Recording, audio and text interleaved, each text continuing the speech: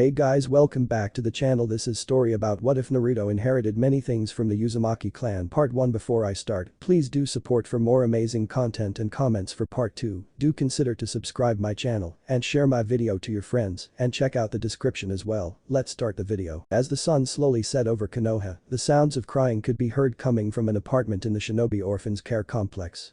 These cries were coming from the topmost floor of the complex, which currently only had one occupant on the floor. Because no one else was on the floor, the cry went unheard. Inside the apartment, this lonely soul could be found curled into a ball on his bed, sobbing into his pillow. 7-year-old Naruto Uzumaki cried to himself and mumbled out in emotional pain. Why? Why won't anyone play with me? What did I do to deserve not having a mommy and daddy of my own? He continued to sob and said, why do the other orphans get to know who their parents were, and I don't? Most of the other orphans were brutal in their teasing of Naruto, since they all knew who their parents were, even if it was just by their names. Everyone in the complex knew that they all had to have had at least one shinobi parent to be here. Otherwise, they would be at the other orphanage in Konoha. However, all Naruto knew was that his parents were shinobi who died fighting the Kyuubi. He had no names, photos, or mementos of his parents to his name. To the kids at the shinobi orphanage, this meant that Naruto was at the absolute bottom of social totem pole. The orphan kids were generally slightly outcast among the kids at the pre-academy school. However, Naruto was an outcast from the outcasts. Most of the children of civilian parents had been told to avoid Naruto because he was bad news. The fact that Naruto was being avoided was quickly caught on by the other kids like a head cold in a school, and more kids joined in on avoiding Naruto. The other shinobi orphans started to shun Naruto as well, instead of offering him support. After all, he was bad news, which might explain why he had no names for his parents. Growing up as an orphan in an orphanage could never be described as easy or pleasant. There were simply too many children for the caretakers at the orphanage to possibly give every child the comfort, closeness, and attention that a child would receive from a parent. The caretakers ensured that all of the children got good meals, clean clothes, regular baths, expected education, and taught some discipline. But it was all so institutional and cold, with none of the special moments that make childhood so enjoyable and carefree for children with caring parents. Most the orphans bonded with each other as brothers and sisters. Naruto had tried to form such bonds, but he had been relegated to the bottom of the heap before being kicked out of the group by the other orphans. Emotions and desires are powerful things that can drive and motivate people to do things others would think unlikely or even impossible.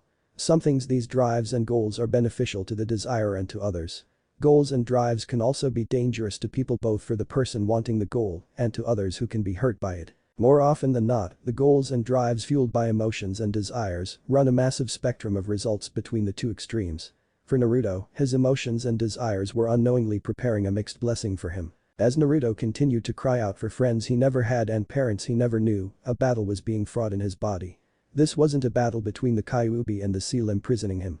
The war was between Naruto's body and a power that had been sleeping within his paternal line for generations and was finally ready to be revealed. Naruto's subconscious called to this power, demanding it awaken as it would give Naruto what he desired. Naruto's body fought back as it tried to suppress the power, since it wasn't ready to handle it just yet. A headache came over Naruto, increasing his pain and driving him to more fervently wish for his unknown parents to make it all better. Something finally gave in Naruto, and his chakras started to flare. A second later, the young boy let out a bellowing, blood-curdling scream. The scream continued until Naruto fell back in a seizure. From there, Naruto continued to let out cries of agony as he had a seizure on his bed. The door to Naruto's apartment was broken down less than a minute after Naruto's chakra flared. Standing in the doorframe was the grizzled commander of the Shinobi Orphans Care Complex, who had been a chunin in the Second Shinobi War before losing half of his right leg. The commander walked into Naruto's apartment with a slight limp from his prosthetic leg and looked around for the source of the chakra spike. He relaxed slightly upon seeing no sign of enemy ninjas. One of the reasons shinobi orphans were kept separate from civilian orphans was the chance of enemy ninjas attacking the kids in revenge against their parents. Once he spotted Naruto, the commander put his kunai away and reached for his radio. He turned it on and said, "Get the hospital on the line, Daichi, and tell them to send someone to pick up one of the kids for an emergency visit. It's the Uzumaki boy, so also send a message to the Hokage." The commander then proceeded to shove anything out of the way that Naruto might accidentally hit while in his seizure. Hiruzen Sarutobi stood in a patient room in Konoha's hospital, looking down at Naruto Uzumaki, who was resting in a medically induced slumber, with several IVs pumping nutrients, water, and medicine into him. Instead of a pillow, Naruto's head was resting on cloth-covered ice packs. Hiruzen never liked seeing children in hospitals as it reminded him too much of the horror stories his father used to tell him of the times before the shinobi village system. It also brought back memories of the after effects of too many terrible battles that had been fought in his life. The Sandaime never liked it when he passed the pediatric ward whenever he had to visit the hospital. And Naruto was in the pediatric ward made things even worse for Hiruzen. He was sure that he could only feel worse if it was infant Konohamaru in Naruto's place. How could this have happened to Naruto? Hiruzen wondered if Naruto's condition had been caused by the Kyuubi, but that didn't make much sense to the Sandaime. After all, Naruto had been exposed to the Kyuubi's chakra for 10 months before even being born, he had the Uzumaki vitality and the strongest seal to hold back tailed beast. Perhaps it was an assassination attempt by another village via poison. But none of the other orphans had been brought in with similar symptoms, so that was a low probability. The Sandaime was pulled from his musings when he heard the sound of the door opening. Hiruzen turned to see Dr. Raikin Ishida walk into the room. Dr. Ishida bowed his head and said, "Lord Hokage, the test results have come back. Patient Uzumaki is past the critical state of his condition and it should be safe to allow him to wake up sometime tomorrow. Physically, it looks like he will make a full recovery within the week. However, there are some uncertainties given how unique the situation is and the unknowns we're dealing with in his case." Hiruzen turned to focus on the white-haired medical ninja and quickly spoke in a firm voice. "What has happened with Naruto?" Dr. Ishida looked down at his notes for a brief second and then regained eye contact with Hiruzen. The doctor then said, "Patient Uzumaki has apparently activated an undocumented Kekkei Genkai that seems to be centered around his brain. We think that this Kekkei Genkai was somehow activated too early and the stress of activating it almost killed him." There was shock and horror on the Hokage's face. The Uzumaki and the Namikaze clans didn't have a Kekkei Genkai. True, the Uzumakas had been known for their unusually large chakra reserves and vitality. But those traits never showed the customary medical signatures of a Kekkei Genkai. As for the Namikaze, they had been a clan of merchants. Minato's father had been the first shinobi from the family and his mother had been the child of an actress and an unknown shinobi from Konoha. The only reason Hiruzen had known that little fact was the fact that he was there when Minato's mother requested permission to join Konoha to become a ninja from the Nidaime and her background had been part of the screening process. Hell, Hiruzen had only kept an eye on Minato's mother because the Nidaime had been oddly interested in her career. The Nidaime's interest in Mimi had led to the Sandaime's decision to put her son on Jireya's team when Minato was a genin. A second later the shock and horror were no longer visible on Hiruzen's face. He then calmly said, "What can you tell me about this Kekkei Genkai, doctor, and why did it almost kill Naruto?" Dr. Ishida glanced at Naruto and started to explain what he knew. "I cannot tell you too much about this bloodline as we don't have any records of it in the hospital at all. All the other doctors and I have is our observations from treating Naruto through the night yesterday. The first thing that I can tell you is that this Kekkei Genkai is not a Dijutsu of any sort. That was the first thing we started checking when the patient's eyes started to change. Except for the now blue within blue coloration of the eyes, his eyes are perfectly normal. One of the doctors thinks that this coloration is merely a biological sign that the Kekkei Genkai is active, similar to the bulging veins the Hyuga have when the Byakugan is in an active state. I think it's a little premature to state that with certainty, but I think that Dr. Kurosaki is correct on that matter." The good doctor was able to hide his distaste at agreeing with his annoying goofball peer as he continued his explanation. "As I said earlier, this Kekkei Genkai seems to be centered around the patient's brain. 2 unknown small growths have appeared where his brain connects to the spinal column. These growths, which appear to be additional brain mass, grew at an astonishing rate from apparently nothing to their current size in a matter of hours. We were concerned about these growths, but they've stopped expanding and are definitely tied into the rest of the patient's brain. The portions of the brain associated with memory and critical thinking have undergone extensive development, reaching a state of development more like an older teenager's than a 7-year-old child. His brain activity has also skyrocketed to unprecedented levels. The closest I've ever seen to this level of brain activity was when an Uchiha allowed us to observe him while he was copying several jutsus, and even then there was only a fraction of the activity we are now observing. A significant portion of that brain activity is in the new additions to the patient's brain. All of this growth and development in the patient's brain was producing a large amount of pressure and dangerous amounts of heat. I'll be honest, we almost had to do a decompressive craniectomy to prevent brain damage. Thankfully, our little patient inherited his family's vitality and we never had to reach the point of prepping for surgery. The massive developments in the patient's brain have slowed down and it looks like it will stop soon. We should be able to remove the ice packs in an hour or so. Uzumaki will probably have a massive migraine, but that is one of the reasons we're keeping him sedated. The rapid brain development is why my fellow doctors and I think that this Kekkei Genkai was somehow triggered too soon. X-rays taken of the patient's skull reveal indentations that perfectly protect these new brain lobes. We think that whatever this bloodline does, it is supposed to activate once the bearer has had the chance to slowly grow these new lobes. Based on other parts of the brain that have rapidly developed, it's thought that this is supposed to occur in the bearer's mid to late teens. However, we don't have enough information to say for sure, sir. Hiruzen nodded his head as he finished processing what the doctor had told him. Dr. Ishida then left to continue his rounds after giving Hiruzen a respectful nod. The Sandaime let his mask fall, revealing all of worry and concern show on his face. None of this should have happened. Minato should be reigning as Hokage instead of him, and Naruto should be growing up happily with his parents, maybe have a younger sibling to look after, and at least a dozen cousins from the Namikaze side of his family. This was not the life that the friendly but unfortunately lonely boy resting in front of him should have had. If only that damn unknown ninja hadn't succeeded in releasing the Kyuubi. The Hokage had known for years that someone had killed his beloved wife and the guards who had been protecting Kushina when she gave birth to Naruto.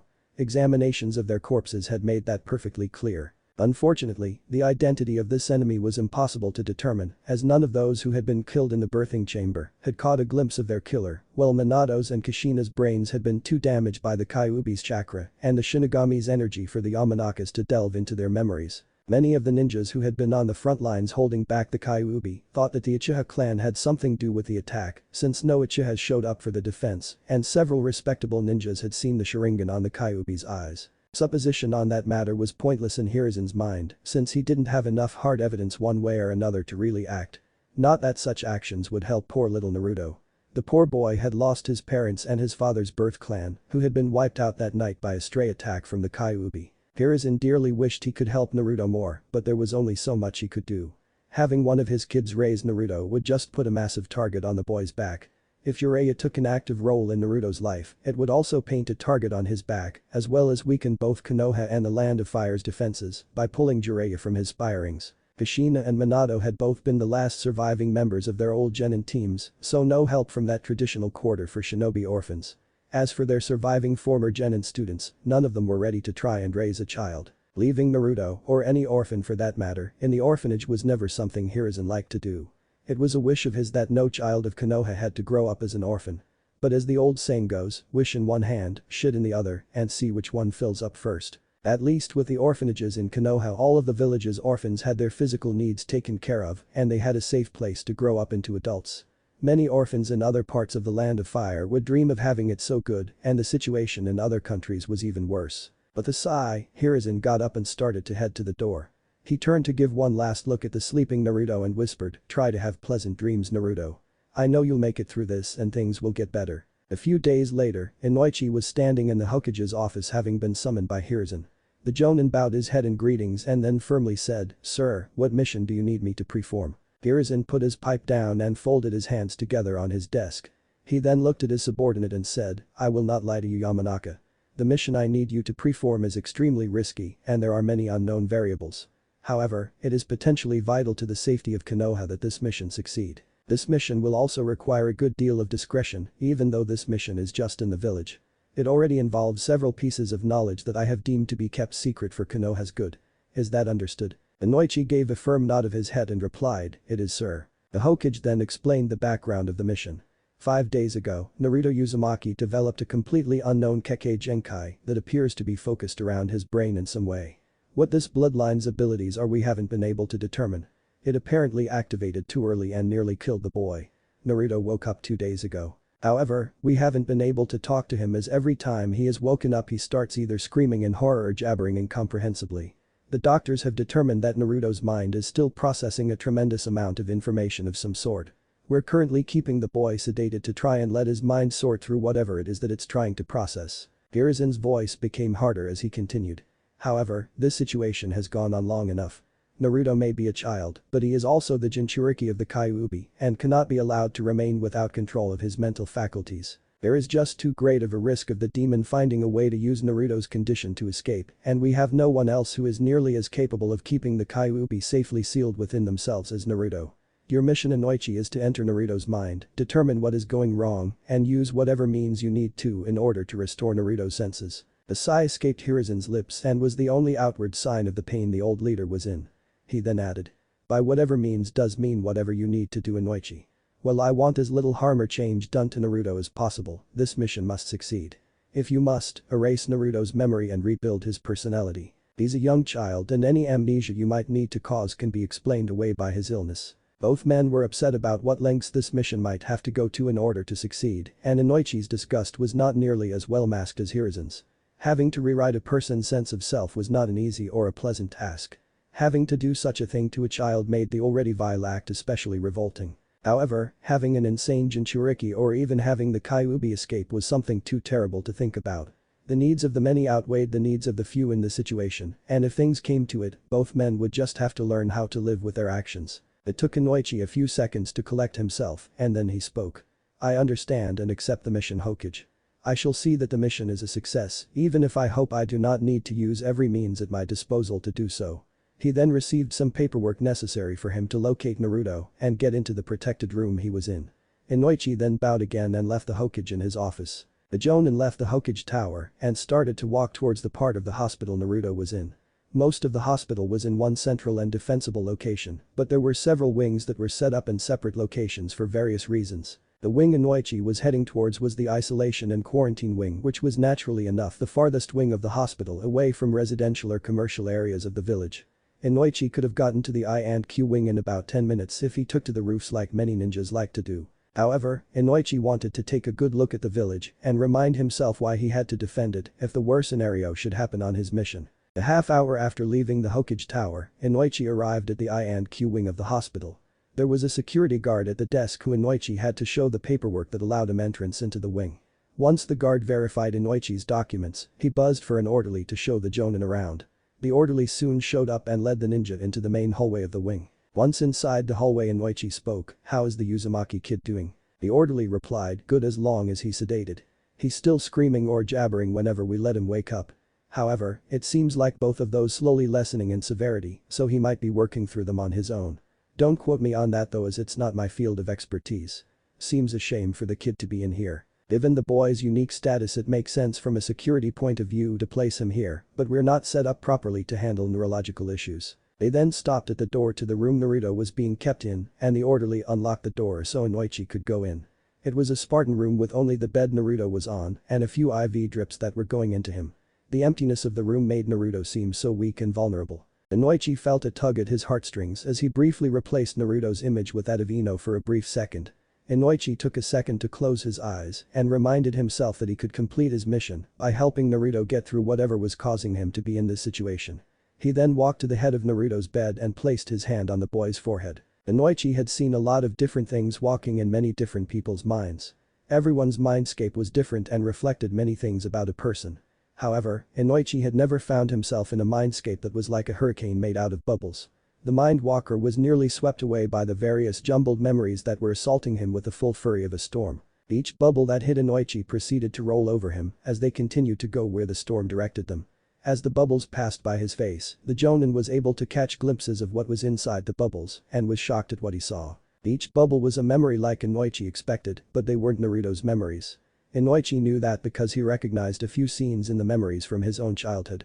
These memories were Minato Namikaze's memories, as impossible as it seemed to the Yamanaka ninja. The shock and surprise of this fact caused Inoichi to lose his proverbial footing, and his mental self was shoved down the wave of memories. The memories from each bubble started to show earlier and earlier moments of Minato's life.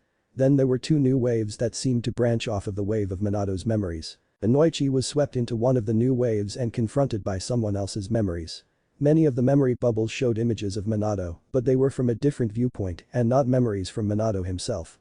Most of these memories seemed to be clustered together with a memory of whoever Inoichi was observing holding Minato. Once there were no more memories of Minato, the wave of memories smoothed out, showing things in the smooth, if rushed manner, that Minato's memories had been displayed. A few more glances at the memories revealed that these memories were from Minato's father. The memory front came to an abrupt end with a hazy memory of Naruto's grandfather's birth. Inoichi found himself outside of the memory storm even though it still raged around him. To his proverbial right was a long front of memories that seemed to stretch into the horizon. Based on what he had seen, the Mind Walker was willing to bet those memories came from Minato's mother, and whoever down the line was passing down the Kekkei Genkai that Naruto had activated. To his left was a second front of memories. Fear gripped Inoichi since the vast majority of that front was an angry red color, hinting that they could be the Kyuubi's memories. Several members of his clan had been rendered brain dead from trying to use the clan jutsus on the demon, and Inoichi was in no mood to join them. Using his hard-earned skill, Inoichi willed himself above the storm of memories, making his mental body rise about the storm. Once Inoichi reached the ceiling of the mindscape, he was able to get a complete look at the storm. It was like a hurricane with two fronts wrapping around each other. One front had 7 different spurs coming off of one long front. Based on what Inoichi had seen from the spur he exited, those spurs represented the memories of the parents who didn't carry this Kekkei Genkai. On the other front there was a second that was the same color as the front he had been in, and then there was the massive red spur that dominated that front. Inoichi was willing to bet that the second front came from Kushina and the Kyuubi. Where the two fronts met there seemed to be a small eye forming. The eye of the memory hurricane had to be where Naruto's consciousness was located. The memory bubbles seemed to swirling extremely fast around the center. As soon as Inoichi entered the outer wall of the eye, he wished he hadn't. Kushina and Minato's memories were jumbled together with Naruto's own memories. Furthermore, the memories from the night of the Kyuubi attack were very prominent. There were even a few memories from the Kyuubi itself in the mix of that night, and the hatred radiating from those memories was terrifying. Finally, Inoichi was able to force himself through to the center of the memory storm where Naruto was residing, curled up in a little ball. Inoichi looked around him and all he saw around Naruto were memories of his parents saying their last goodbyes and dying. The Mind Walker grabbed onto Naruto and then focused a great deal of energy into creating a barrier between the memories and the duo in the center of the storm. Naruto slowly stopped crying as he felt the constant assault of memories stop. He then looked up to see Inoichi holding onto him. As Naruto's tears started to dry, he looked at the man with a puffy but confused face. "Who are you? You look very familiar, but older than someone I've seen." A few bubbles. "What is this place? How did we get here?" There was a somewhat haunted look in Naruto's eyes that startled Inoichi. The boy's eyes had aged way too much for a 7-year-old. It was probably a side effect of being assaulted by all of these memories. Inoichi then said, "I'm a Jonin on a mission for the Hokage. He was concerned about the state you were in and asked me to check on your well-being." Naruto looked puzzled and said, "The old man." Suddenly, the memory bubbles around the duo were filled with ones containing memories of Hiruzen. Many showed the Sandaime as an old man, but there was also a fair number showing Hiruzen as a younger man. A couple even showed Hiruzen as a teen or as a little kid. Naruto blinked his eyes and then muttered, "Why did he send you to check on me?" "Wait a minute, the Kyuubi." As soon as Naruto said that, all of the memory bubbles shifted to show the Kyuubi. Several of these bubbles were angry red and projected nearly overwhelming feelings of hate. Naruto started to shiver under the onslaught of the Kyuubi's memories, and Inoichi wasn't far behind him on that score. Inoichi grabbed onto Naruto and held the boy tightly. He then firmly said, "Focus, Naruto, focus. You can change the memories we're seeing. Think about your parents, focus on how they felt when they found out you were coming." This was a bit of a gambit on Inoichi's part, but he figured that memories of happy parents would be the only thing strong enough to pull a child out of this situation. Sure enough, the nearly overwhelming memories of the Kyuubi were forced aside by new memories of Minato and Kushina as they got things ready for Naruto's birth. Inoichi had to hold back a chuckle as he saw Minato using the Hiraishin Jutsu to quickly go to various grocery stores to satisfy Kushina's cravings in several memory bubbles. There were also memories of the couple debating what they should call Naruto, who would get to train him the most, how old Naruto could be to start training, and all the other things expectant parents talked about. A sense of love and comfort radiated from these memories, cheering up Naruto in a flash. Inoichi smiled at the memories he was seeing. However, he didn't smile for long as he saw that the bubbles were starting to get closer to the duo. He turned to Naruto and said, "You've been given a great gift, Naruto, but you can't let it get the better of you. We're in the eye of a memory storm, but the eye of a storm is supposed to be a peaceful place. Please focus on having the memories circle around you just like the clouds do for the eye of a storm. If you don't, the bad memories will overwhelm you again." Naruto nodded his head and tried to will it to be so with a great deal of stress on his face. Inoichi kept on encouraging the boy, and slowly the wall of memories moved away from the barrier that the Mindwalker created. After a few minutes, Inoichi allowed the barrier he had created to slowly weaken. Soon the barrier was allowed to drop by the memories did not rush at the duo. At the same time, Naruto's face slowly lost the stress tension. The little boy started to cheer as the last bit of stress left him. "Yes. Did you see that, Mr. Jonin? I got those memories to leave us alone." Inoichi nodded his head and replied, "I see that, Naruto." On the inside, the ninja was deeply concerned about what he had learned about Naruto's Kekkei Genkai. The basic nature of the boy's bloodline had become clear to Inoichi, although he wasn't sure on many points of the Kekkei Genkai, given his limited experience with it. However, what he had seen filled the experienced Jonin with a sense of worry and dread about what this would bloodline meant for the future, and especially for the safety of Konoha. Hiruzen's eyes were wide from shock as Inoichi gave him a report on his mission to bring Naruto back to normal. The old Hokage wasn't sure what he was expecting out of Naruto Kekkei Genkai, but this was the farthest thing from his mind. Naruto has all of Minato and Kushina's memories, plus the memories of 7 generations of Minato's ancestors who carried this bloodline along with their partner's memories. In addition, Naruto has also apparently acquired the memories of the Kyuubi as well. Furthermore, you witness Naruto able to call up various memories at will, and you're fairly certain that the boy will be able to get better at that with practice. Fear for the village's security started to well up in Hiruzen. As Hokage, Minato had access to almost every vital secret about Konoha, and many of those secrets still played a major role in the defense of the village. Kushina also had access to many things when she was alive and had through knowledge of the village's barrier seals and early warning systems. While much older, Mimi Namikaze's and her husband Kigo Namikaze's memories would also provide a wealth of still useful information on Konoha ninjas. Finally, there was Mimi's unknown father who Hiruzen was willing to bet had to be a ninja of some importance for the Nidaime to take an interest in her career. Quite frankly, Naruto's bloodline was an information security nightmare. In addition to everything that Naruto's ancestors knew, there was also the future concern over the knowledge and secrets Naruto would gain on his own as a shinobi. While the Land of Fire was very relaxed when it came to people choosing their careers, Naruto's future had been locked in on the day he was born. A known Jinchuriki didn't have any other options to earn a livelihood besides being a ninja or maybe joining the regular army. Very few civilians would be willing to consider hiring a Jinchuriki as an accountant or as a cook. Even if Naruto could somehow get a civilian job, he would almost certainly be killed by an enemy nation looking to add the Kyuubi to their arsenal. The only way for Naruto to avoid that fate was to have the training and weapons he would only be allowed access to as a registered ninja. Not really fair to the boy, but then no one intelligent ever said life was fair. Inoichi nodded his head to confirm the Hokage's statement. That is correct, sir. Naruto doesn't seem to be able to access these memories consciously yet while awake. In my talk with the boy after he woke up he felt like he knew those memories existed, but he couldn't really recall the vast majority of them. He was able to remember a few of the memories he summoned while I was with him in his mind, but those were just ordinary home activities of his parents. I will say this though, the exposure to the various memories and the changes in Naruto's brain seemed to have matured his personality a lot. Experience aside, Naruto talked more like a newly graduated genin than a 7-year-old kid. Thanks to his bloodline, Naruto is now aware of his parents' identity and his status as the Kyuubi Jinchuriki. Before leaving I made sure to impress upon Naruto the need to keep these facts and any other bits of information he might learn from his Kekkei Genkai secret. However, I don't think that such reinforcement was necessary. Naruto knows that his parents' death and the attack on Konoha were caused by a secret being leaked somehow. He is painfully aware of the necessity to keep certain things quiet. Hiruzen jotted down a few notes on a blank piece of paper and gave Inoichi a polite nod of the head. Congratulations on successfully passing a potentially very dangerous mission, Jonin Yamanaka. You also have my personal thanks for not having to go to such measures on your mission, as was considered potentially necessary for the safety of the village. I will have your pay form filled out in a moment. However, given the information you've brought to me I will be assigning you to a somewhat regular mission involving Naruto. The boy will need to learn how to use his Kekkei Genkai, and without someone who possesses this Kekkei Genkai to help him your clan seems the best suited to help his training. For security purposes, I want only you to help in this training. This mission will also have 2 separate additional objectives. The first objective will be to find out who this Kekkei Genkai originated with by determining everyone whose memories Naruto bears. The second objective is to gather information on the night of the Kyuubi attack. These additional objectives are to be completed as soon as possible, but not at the detriment of Naruto's ability to control his Kekkei Genkai. This mission will start next week unless Naruto needs more help controlling his abilities sooner. Inoichi nodded his head and said, "Understood, Lord Hokage."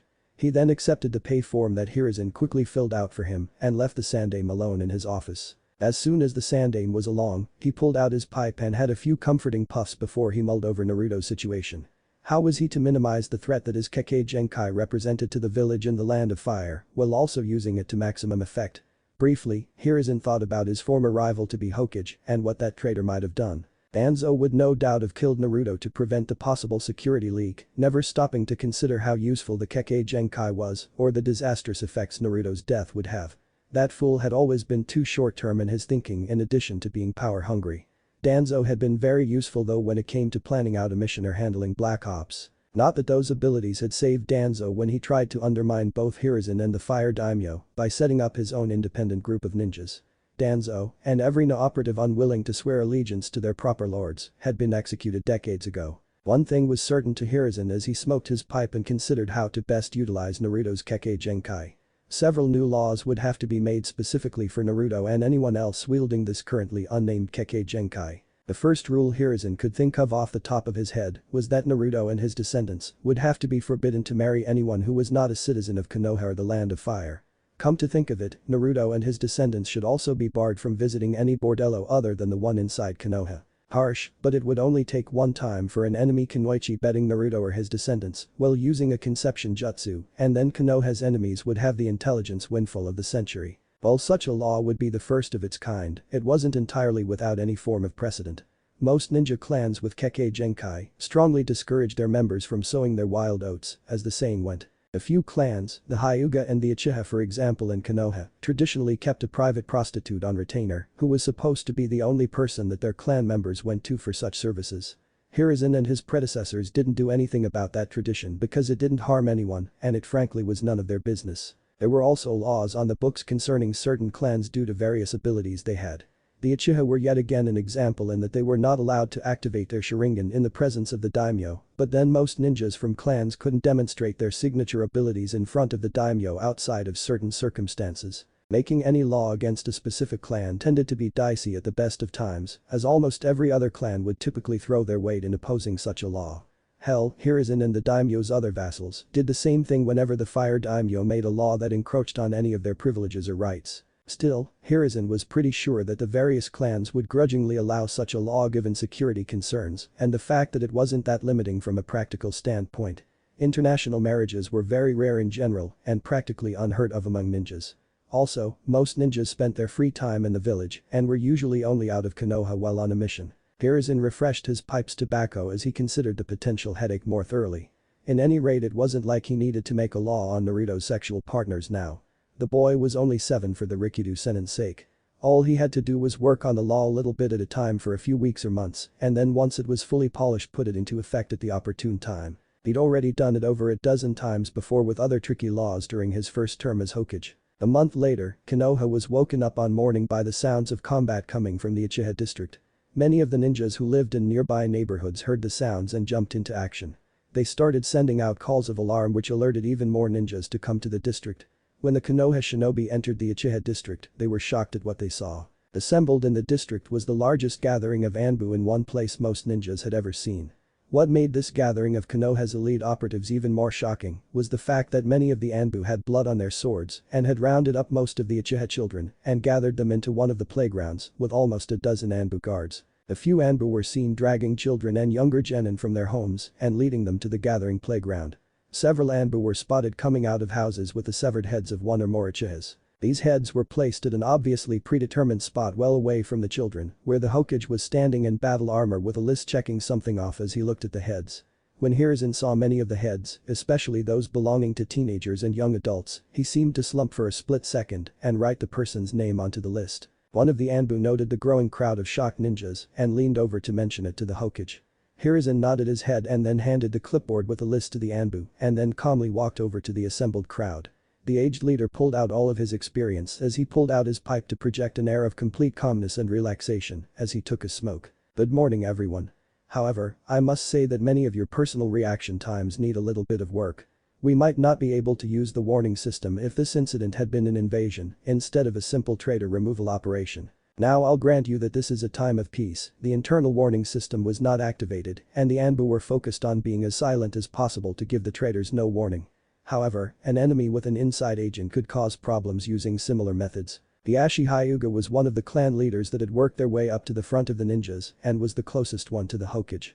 The Hyuga clan head was not friends with the Uchihas either as a clan or with any particular members of the clan. They even had a mild dislike for Fugaku because the two of them had been rivals in the academy and the duo always managed to annoy each other for one reason or another outside of professional interactions. However, Hiashi was not about to sit around and watch a prominent clan get thrown through the meat grinder without a solid explanation and a valid reason for the Uchihas to get this treatment.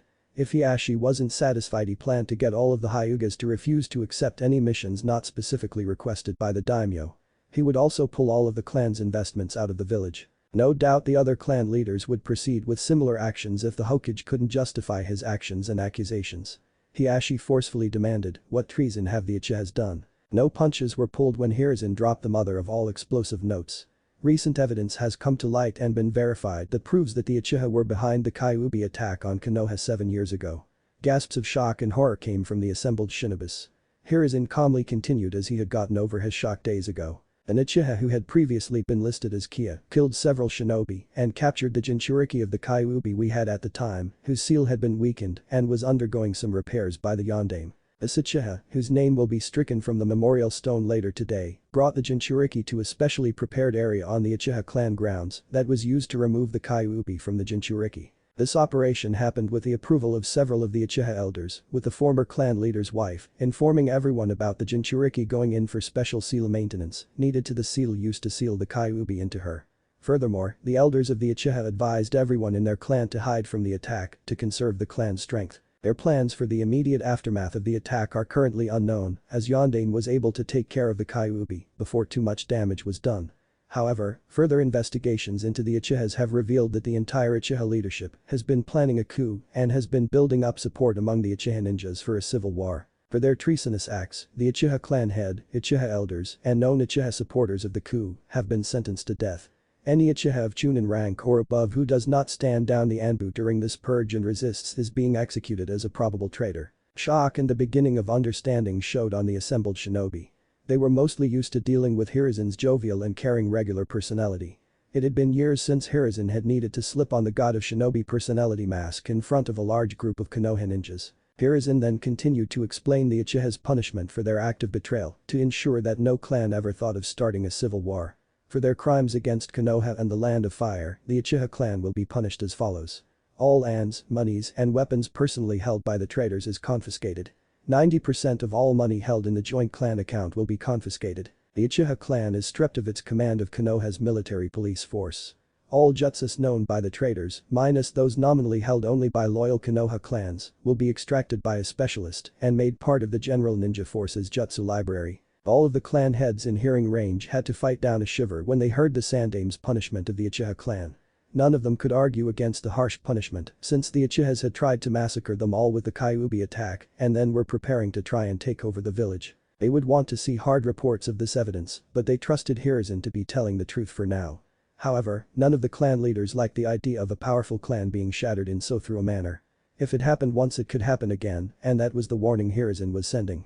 Keep your clans loyal because traitors will be crushed into dust. Almost another month later Hiruzen had another headache just as he was finishing up the last major bits of paperwork from the Uchiha purge. The source of Hiruzen's headache was the 7-year-old Naruto sitting in front of him trying to look as innocent as possible. Hiruzen looked down at Inoichi's report at his and Naruto's latest training session on the boys' Kekkei Genkai. The old Hokage then said, "So Naruto, I understand that you've made a breakthrough in accessing memories farther down your line than your grandparents." Naruto nodded his head and said, "Yes sir, Grandfather Hokage. I'm finally able to access those older memories since I figured out a trick to not call up memories of ancestors closer to me as I try to access the older generations." That had been a major issue for Naruto over the past 2 months, even when he spent as much of his free time training as he possibly could with his Kekkei Genkai. He was an orphan, why wouldn't he try to enjoy memories of his parents or vicariously see what it felt like to grow up in a loving house? However, whenever Naruto tried to access memories from his grandparents, he always got lots of Minato's memories pulled up as well.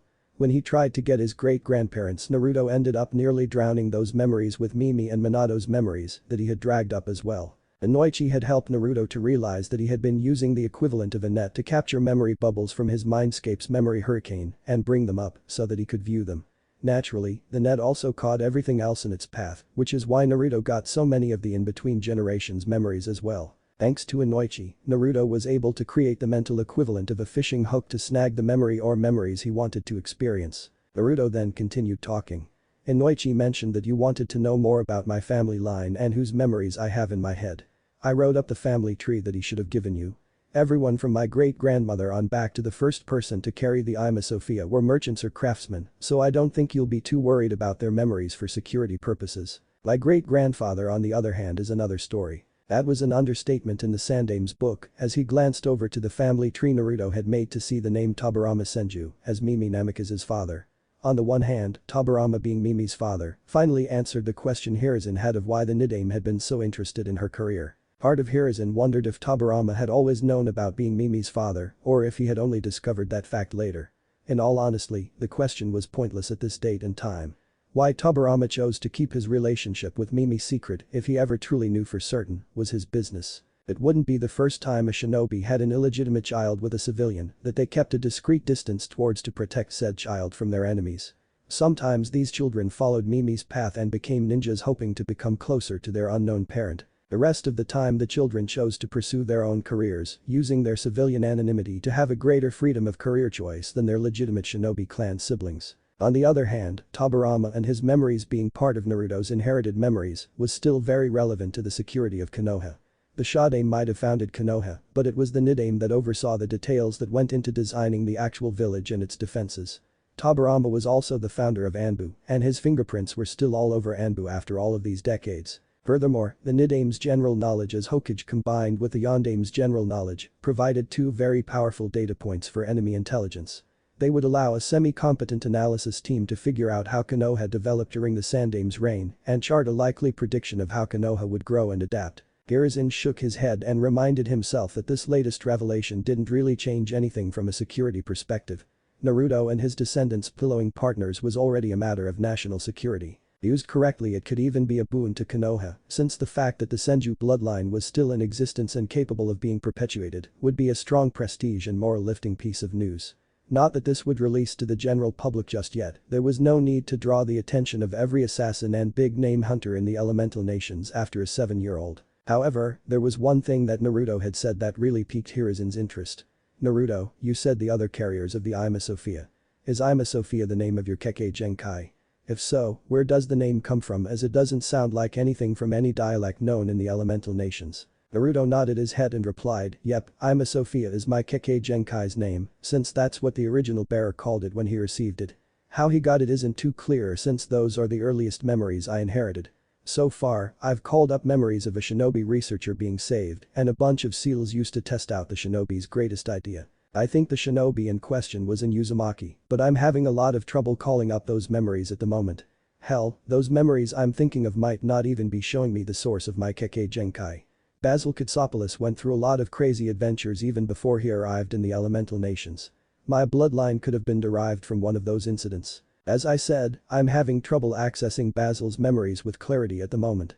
Anyway, to get back to your question, Ima Sophia means blood wisdom in Basil's native tongue. I sincerely doubt that you would have ever heard of his language, since Basil was a merchant originally from a great empire on the opposite side of the celestial continent, well beyond the boundaries of the celestial empire. That would indeed explain why Hiruzen had never heard of the language that Naruto's Kekkei Genkai's name came from. Across the western sea from the elemental nations was a massive continent. That continent was generally called the Celestial Continent due to most of the known lands on the continent being ruled by a massive kingdom known as the Celestial Empire. Very little was known about the Celestial Empire given its insular nature and the fact that most of the countries in the elemental nations didn't really care about the lands across the western sea. A few nations had some trading links to the continent which mostly came through the pirate kingdoms of the Comet Peninsula, which lay to the northeast of the Celestial Empire. There was also a trade route via Moon Country, which was located in the southernmost reaches of the Western Sea. However, those trade routes did not pass through the Land of Fire, so Hiruzen's knowledge of Celestial Continent was very limited since it was not a priority for him to know. Hiruzen then rose from his chair and said, "Thank you for giving me this update on your training, Naruto. I'm trusting you to maintain an appropriate level of discreetness about any facts you might learn while mastering your Ima Sophia. Even though you won't be starting the Ninja Academy for a couple more weeks, I have to hold you to same level of responsibility as a licensed shinobi with regards to the secrets your ancestors learned. It's unfair, but then it's also unfair to your future classmates that you're going into the Ninja Academy with all of that knowledge and experience resting in your inherited memories." The Hokage gave Naruto a brief hug and then let Naruto out of the office. He then went to the desk and wrote up a mission for the intelligence department to locate Basil Katsopoulos's family tree and determine who his other living descendants were if any besides Naruto existed. Given how guarded most clans were with their family registers, the need to follow every blood relation as Naruto was descended from Basil through 3 generations of daughters, and the need to keep quiet so as not to alert every other nation of the Ima Sophia, this would be a long and very difficult mission. Hiruzen just hoped that no other current or past Konoha secrets were potentially compromised by the Ima Sophia. The Uzumaki line already was a permanent curse of headaches to all future Hokages thanks to the Ima Sophia, and that curse would just get more severe as the generations went by. Naruto left the Hokage Tower and slowly walked through the streets of Konoha. The refusal to recognize his existence and the occasional harsh glares that Naruto was used to seeing whenever he left the Shinobi Orphans Care Complex had vanished completely. Occasionally, Naruto saw a grudging nod of approval from some of the passing shinobi and some of the older civilians. The rest of the people, if they saw him at all, simply gave Naruto the same treatment that any stranger would be given. Konoha as a whole had accepted him, and that put a smile on Naruto's face. Had Naruto experienced this before he awoke in the Ima Sophia, he probably would have been skipping down the street from joy. The Ima Sophia and the wisdom it brought made this a bittersweet joy for Naruto. Naruto knew that part, a probably small part, but still a part, of the reason he had been accepted by the general population was the fact that he had a Kekkei Genkai. Thanks to his now blue within blue eyes, everyone could see that Naruto had a Kekkei Genkai. In the shinobi world, Kekkei Genkai were a big advertising advantage to draw in clients besides the daimyo, along with renowned shinobi and famous clans. But, the majority of Naruto's acceptance by Konoha was a result of the downfall of the Uchiha. The exact details were a secret for time being, but it had become leaked that the initial information about Obito the Betrayer had come from Naruto, thanks to his Ima Sophia. Almost everyone in the village was in the dark about what exactly his Kekkei Genkai did. It was known inside the village that Naruto's bloodline abilities involved the preservation and recall of memories somehow. Hiruzen had also helped Naruto by allowing it to become known that Naruto's parents had been two very powerful and very close ninjas to the Yondaime. Furthermore, the Hokage had also allowed it to become known that Naruto's parents had volunteered him for his status as a Jinchuriki and that they had died from wounds suffered to ensure that the sealing was a success. Those who knew the truth about Kushina and Minato enjoyed Hiruzen's subtle play on the truth. Everything was true, but said in such a way to hide the truth. The true story that became commonly accepted by the village was one that Hiruzen had hoped for when he seized the opportunity to help Naruto out during the Uchiha Purge fallout. To the average civilian, Naruto Uzumaki was obviously the son of two unknown Anbis who had been Minato's guards and troubleshooters. The boy's parents had died in the line of duty during the Kyuubi attack. It also became commonly known that Naruto's parents had told their just-born child the truth of the attack, knowing that their Kekkei Genkai would ensure that Naruto would one day be able to pass along the truth to everyone else. The best part of this story was that no one who knew the truth had needed to steer the crowd to this final story. It had been concocted whole cloth the civilians themselves based on what had and hadn't been told to them. The sound of a vegetable flying through the air pulled Naruto out of his thoughts as he rounded a corner. Naruto watched in surprise and a bit of shock as one merchant threw some of his rotten produce at the foot of a black-haired kid roughly Naruto's age. The merchant growled out, "Get out of here, you trader's spawn. We don't need your kind to try a third time to wreck the village. This is a marketplace for loyal customers only." Naruto watched in silent surprise as the kid's eyes seemed to get misty from unshed tears, and then he turned and started running away. The Uchiha crest was clearly displayed on the back of the kid's shirt, and it seemed to be a magnet for all the eyes of the surrounding citizens pulling their loathing to the surface. All of the simmering hate and anger that the general population had directed at Naruto had transferred to the Uchiha clan with massive amounts of penalties and interest. The Kyuubi's attack hadn't been a random act of mindless violence as many had thought. It had been an act of betrayal and a series of betrayals by a group that had been loved and respected by the civilian population. That made the Uchiha's crimes all the worse and unforgivable to most of Konoha. A sick feeling overcame Naruto when he saw everyone's reactions to the young Uchiha, as he could easily imagine himself in the boy's position. What made the situation even worse for Naruto was that a small part of him felt vindictive pleasure at the Uchiha's plight, and that fact made him ill. Naruto didn't want to paint the remaining Uchihas with the same brush as the traitors that had been killed. They were innocent of any wrongdoing. It was wrong when the villagers treated him badly because of the Kyuubi, and it was wrong now with how they were treating the Uchihas. Doing that would just make him a damn hypocrite. Despite how much Naruto wanted to not feel that pleasure, it wouldn't go away even as he balled his fist so tightly his fingernails started to draw blood. All Kekkei Genkais have a downside to them, even if they were usually kept hidden for good reasons. The Ima Sophia's downside was also its strength of remembering. Naruto remembered his mother's close friendship with Makoto Uchiha. Makoto had even named Kushina as Itachi's godmother. Yet, it had been Makoto who had sold Kushina out to be killed by Obito the night Naruto was born. Speaking of the betrayer, Minato had been the one to be there for Obito throughout his career as a shinobi of Konoha. Minato had believed in Obito and his possibilities for the future, even when the boy's own parents wrote off his potential as a ninja. All that trust and support had been repaid by Obito killing Minato's wife, threatening to kill his only child, and trying to destroy Minato's home. Thanks to Ima Sophia, Naruto felt each betrayal as fresh and as personally as his parents had. Feeling two close betrayals from different members of the same clan, and knowing that those betrayals resulted in him being alone as an orphan, really soured Naruto's opinion of the Uchihas. Then there was great-grandfather Tobirama's memories of the Uchihas that Naruto was starting to deal with that only dropped his opinion of the clan lower. Naruto closed his eyes and took several steady breaths. As Inoichi had taught him, Naruto repeated to himself over and over again in his mind that his ancestors' memories were his to use and that they did not control him. He was not his ancestors and he had his own life to live.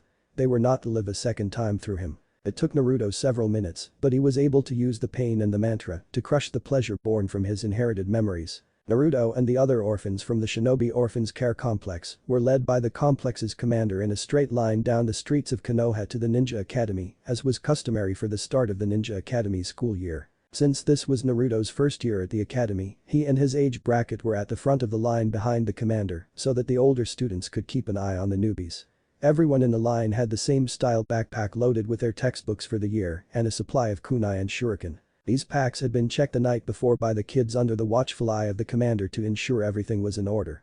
Farther down the line with the older students, the backpacks had a bit of variety in them based on which elective course the student was taking. As the group turned a corner, it was joined by a larger and less disciplined group of orphans.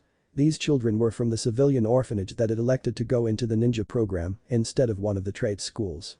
Naruto knew, thanks to Ima Sophia, that roughly a sixth of the civilian orphans would drop out of the program in a few months to go to various trade schools. It was a sad thought, but statistically much better than the children from living civilian families, of whom half were expected to drop out in the same time frame. Conventional wisdom held that anyone who could last the first 2 years in the academy would be in the military for their career. Those who weren't able to make it as shinobi generally joined the regular military forces of the Land of Fire as Ashigaru. Given their earlier training in chakra usage and military tactics, the dropouts who became Ashigaru were well positioned to easily advance in rank among the Ashigaru and had a higher chance of being elevated to the ranks of the samurai. The composite orphan group soon reached the ninja academy, where it seemed like a third of the village was trying to gather at once. Parents and older siblings were leading ninja hopefuls to their first day of school.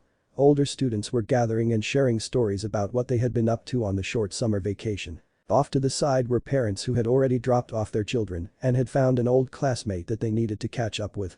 Sprinkled throughout the crowd were the academy instructors, almost futilely trying to bring some sort of order to the chaos. This almost carnival-like atmosphere always happened on the first day of the ninja academy, and Naruto could testify to that thanks to his Kekkei Genkai. Navigating that crowd might as well have been a preliminary screening test for ninja hopefuls, given how difficult it was to do. Somehow, Naruto and the others were able to make their way to the Ninja Academy doors and entered the building. The commander led both groups of orphans to message board where they were able to see which rooms were posted as their home rooms. He then left Naruto and his fellow orphans alone, knowing that they could get themselves to their classrooms. It took Naruto a second to find his name and then he headed off towards classroom. Unlike the other new students, Naruto didn't look around trying to make sure he was following the signs to the various classrooms correctly. A quick glance every now and then confirmed that the academy hadn't undergone any major renovations since Minato and Kushina had picked up their genin squads. Naruto was thus able to effortlessly navigate the academy and be the first student to reach his classroom. He quickly confirmed this by double-checking the list of students posted on the classroom door. The young student then entered the classroom and took a seat towards the back that would let him easily pay attention to the lesson without being the center of the teacher's attention. The young student sat in his chair at his selected desk and closed his eyes to fully activate his Ima Sophia. Naruto instantly felt himself enter his mindscape, effortlessly floating in the eye of the memory storm. Thanks to Inoichi's training, Naruto knew he had a 61-time ratio when using his Ima Sophia to access memories. That is, for every minute in here only a second would pass in the real world. Naruto then spent the next 2 hours in his mindscape trying to access his own memories. His Kekkei Genkai was recording his memories for future generations, so it made logical sense to Naruto that he should be able to access those memories as well. It would be a very good training tool for him to be able to review any mistakes he made to correct them in the future. Naruto wasn't able to call up the memories, but he felt a small tug as he tried to summon the memory bubble containing last night's dinner. That tug reassured Naruto that it would be possible for him to recall his own personal memories along with ancestors' memories. Why his own memory was harder to access didn't make any sense to the young student. Maybe it had something to do with his bloodline recording his memories. After all, his ancestors' memories were already recorded and they were much easier for Naruto access no matter the generations. It could be due to something else entirely. As the first known person to actively use the Ima Sophia, Naruto was figuring his bloodline out as he went. For a brief moment, Naruto left his mindscape to double-check the time in the real world. Once Naruto had confirmed the remaining time, he returned to his mindscape. Naruto then sent out his mental hooks to call up his parents' memories of school. Part of Naruto was surprised that he snagged several memories as quickly as he expected, that his hooks would have to travel deeper in his parents' memories to reach their academy days. Curiosity got the better of the young boy and he pulled those memories up so that they could be played. As soon as the first memory started to play, Naruto wished he could forget or better yet erase certain memories. Inoichi and Naruto had tested the possibility of erasing ancestral memories using special Yamanaka jutsus to erase a few memories of what Minato and other ancestors had for dinner on a certain night for each ancestor. The erased memories restored themselves seconds after they were removed thanks to them being stored in Naruto's DNA. Ima Sophia was also a double-edged weapon since it was extremely easy for Naruto to recall memories once he viewed them in his mindscape. In most cases this was a good thing for Naruto, but not now. Floating in front of Naruto were two memory bubbles in a series of memories. Memory bubbles could show like this when it involved events that two or more ancestors had been involved. Once again, this could be an advantage by providing more points of view on an event.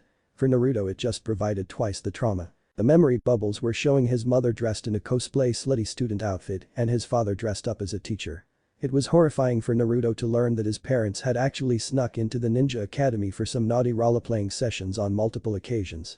Naruto was able to stop recalling those memories before his parents' memories go to the real X-rated stuff. That would have completely traumatized him.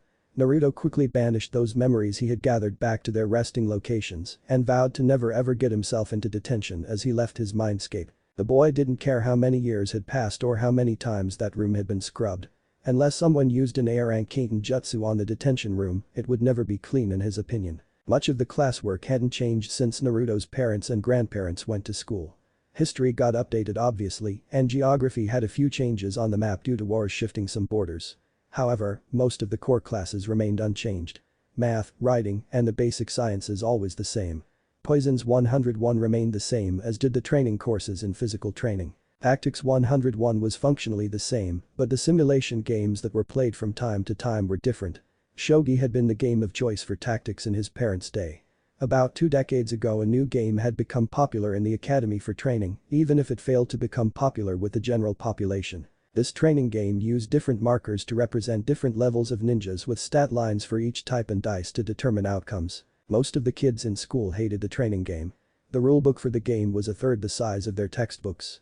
Each phase of the game was timed by the instructors with any possible actions not performed in the allotted time being lost. In each match the kids would have to take into consideration various variable conditions like weather, time of day, and terrain that dramatically changed the game map.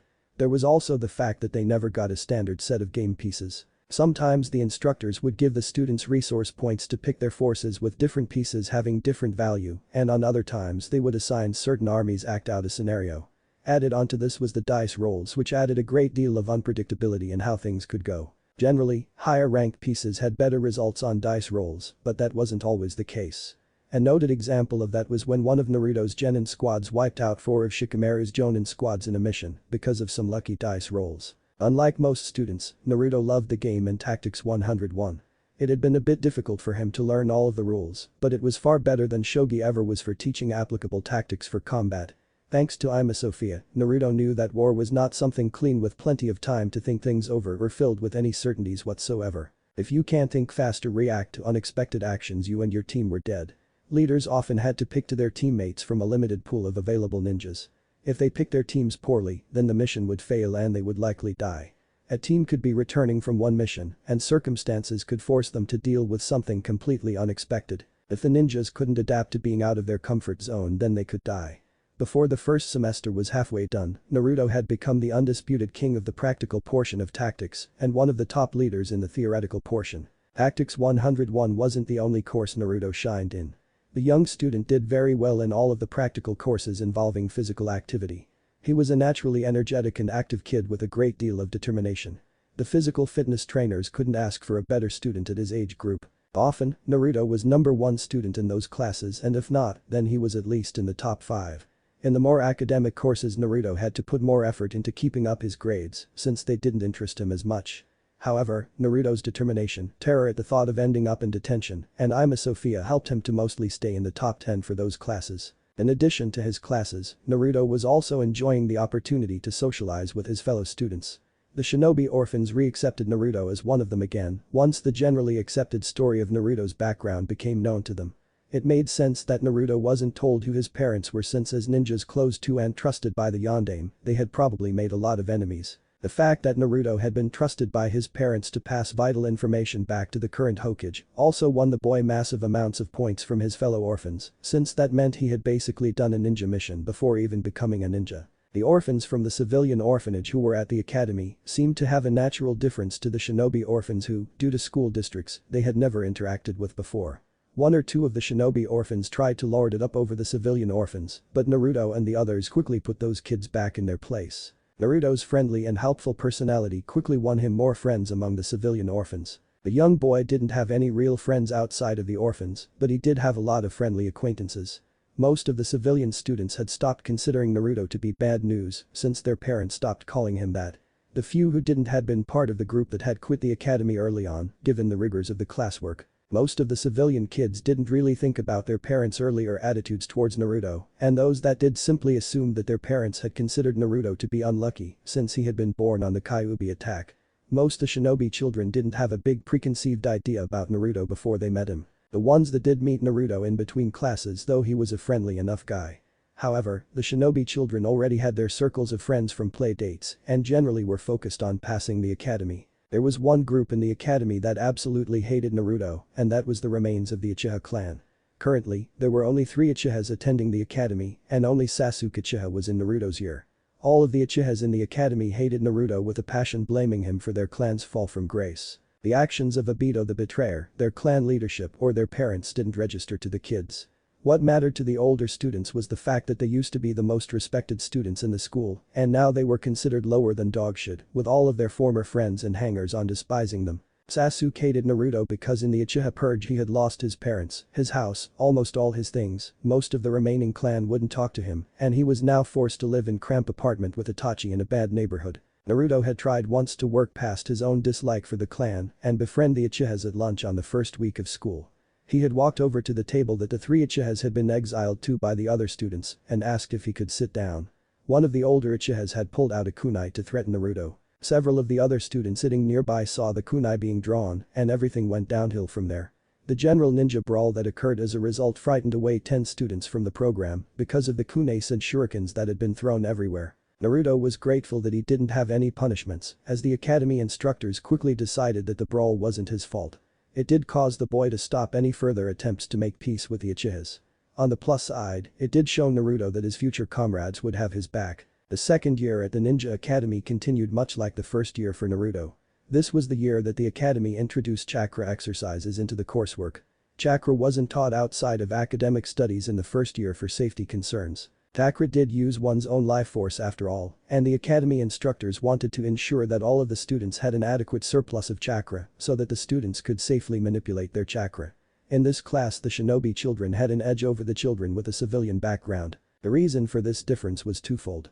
First, before being born a child's chakra network is shaped and nurtured by the mother's chakra. Even a weak kunoichi's chakra reserves were far stronger than a civilian's reserves, meaning more chakra could go into developing and strengthening of an unborn child's chakra network. The average kunoichi's newborn would have the chakra network and chakra reserves comparable to a 2-year-old civilian's child, while stronger kunoichi's children would be born even stronger. Secondly, shinobi families and the shinobi orphans care complex encourage kids to be far more active physically so that their chakra reserves would grow better. Several shinobi families even introduced basic chakra exercises a year before their children even started at the Ninja Academy. These differences weren't insurmountable for the civilian kids, but they had to play catch up nonetheless. Naruto was struggling in his practical chakra usage classes for the exact opposite reason as everyone else who was having trouble in the class. He had way too much chakra to control with the exercises taught in the coursework. Kushina had been an exceptionally powerful kunoichi in her own right, and she also had been the Jinchuriki for the Kyuubi. That meant that Naruto's chakra network had gotten far more exercise and development before he was born, thanks to all that extra chakra and the additional month in the womb than any child born in recorded medical history. It was noted in Naruto's medical files that recovered data from Kushina's birthing chamber put his birth chakra network as roughly equivalent to a 10-year-old's. Some of the doctors were skeptical of this reading, given that some of the Kyuubi's chakra had been released during birth and Obito's assault. Still didn't change the fact that Naruto had an utterly massive amount of chakra naturally, and constantly holding back the Kyuubi's chakra was absolutely wonderful from the perspective of building chakra reserves. Ima Sophia really came through for Naruto by giving him knowledge of chakra control exercises that were usually reserved for genin or chunin to learn. These reservations weren't due to any legal restrictions, so Naruto wouldn't be in trouble if others found out he was learning those exercises. It's just that typically shinobi didn't have the reserves where exercises like tree walking and water walking would both help in control and be useful in a fight until they were genins or chunins. Thanks to constant practice with high-level exercises, Naruto was able to claw his way up into the upper third in chakra usage class. Chakra usage was still Naruto's worst subject for the year, and he utterly flunked the regular Bunshin Jutsu.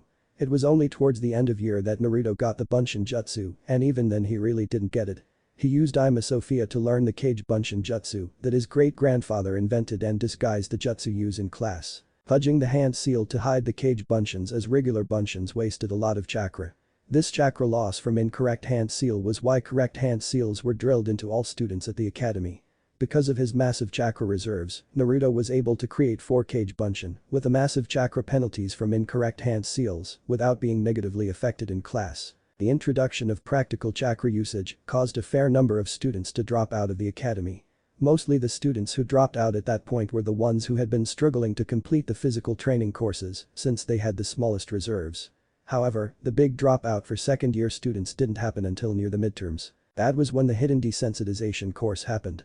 This course was to help the students get more used to the future possibility of killing by taking them in small groups to the various ranches that existed outside the village proper but still within Konoha's hand. The students had been told it was a 2-week-long workshop to teach them the basics about fitting in for long-term infiltration missions, and that was part of the workshop's goals. For 2 weeks the students became ranchers learning how to take care of the animals as well as how to observe things without seeming to be observant.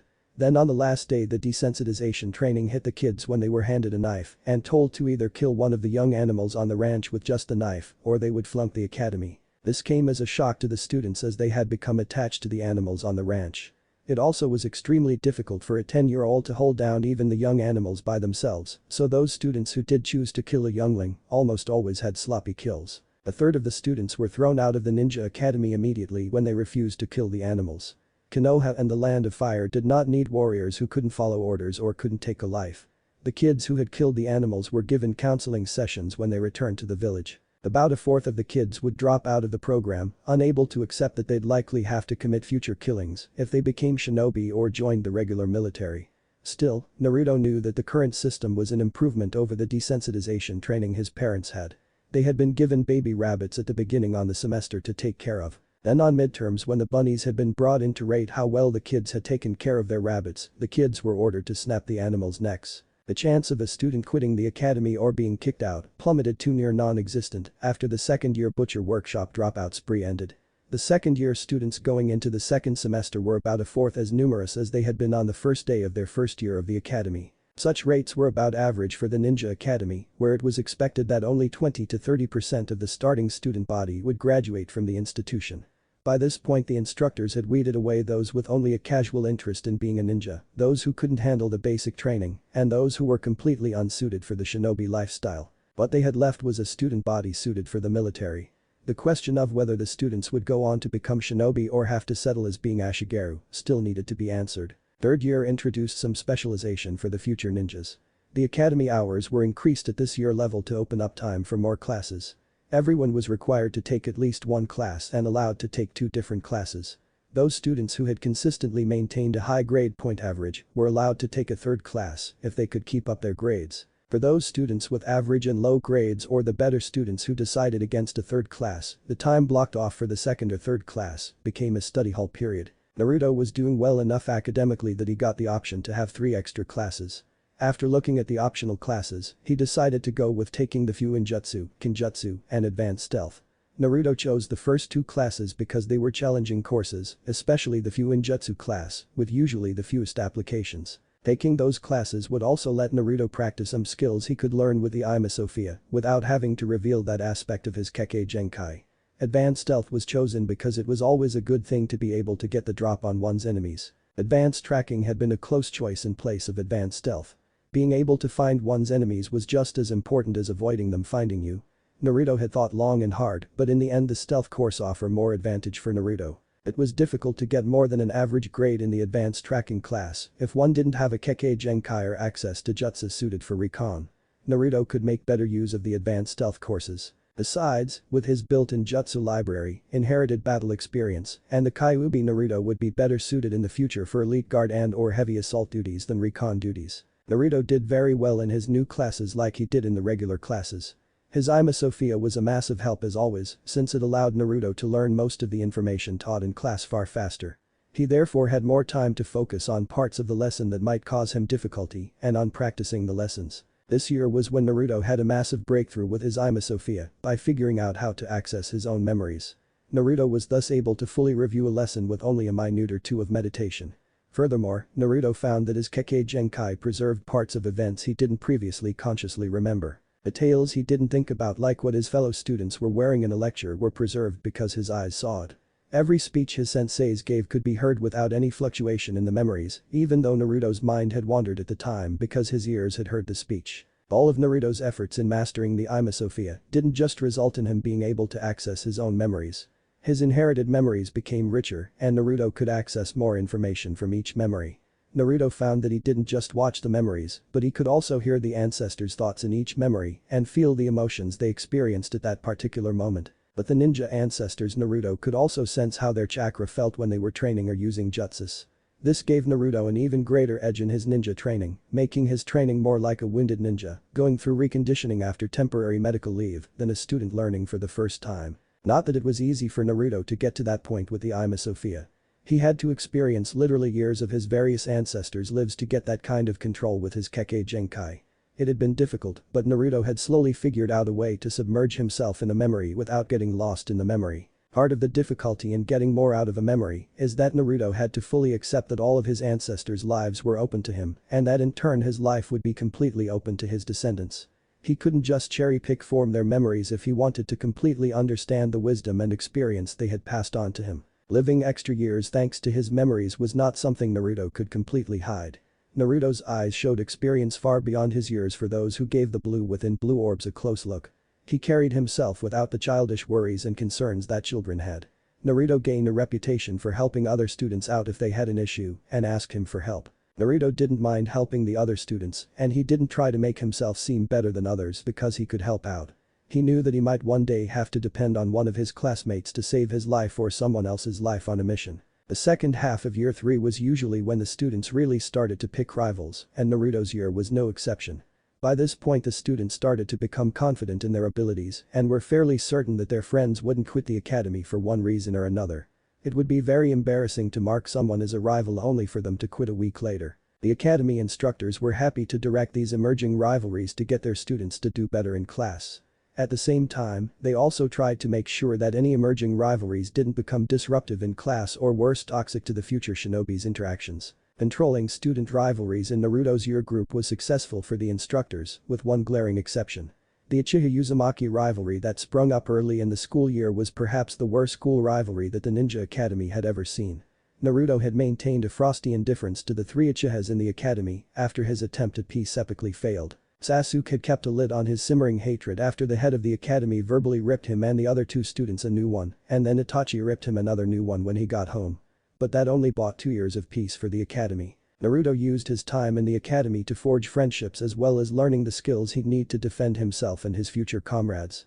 On the other hand, Sasuke used his time gain the skills and strength he'd need correct the perceived injustices delivered on his clan by Naruto's actions. Sasuke quickly learned how to mask his hate from showing on his face, but it was growing within him. The boy quickly developed a reputation in the academy as a lone wolf genius, forcing his classmates to respect him by crushing them in any match he could. Several instructors made notes of their concerns with Sasuke's attitude and actions. However, the boy had learned from the brawl and always made sure to stay on the proper side of the line, even if his actions usually had him standing on the edge of it. Itachi tried to help his brother out, but it was tough for the now newly made Jonin, then Chunin when Sasuke entered the academy, to make enough money to support both him and Sasuke. The Uchiha Purge had whipped out all of the assets that had been in Mikoto's or Fugaku's name, leaving the boys with basically the clothes on their backs and Itachi's rather meager personal bank account. None of the usual social programs set up to help young orphan shinobi were accessible to the boys as the children of known traitors, and none of the few remaining members of the clan were about to help the children of the worst clan head in the Uchiha's history. No one could fault Itachi as a provider or a teacher to his younger brother. Itachi had ensured Sasuke had food, clothing, a roof over his head, and trained his brother in how to be ninja when he could in between missions.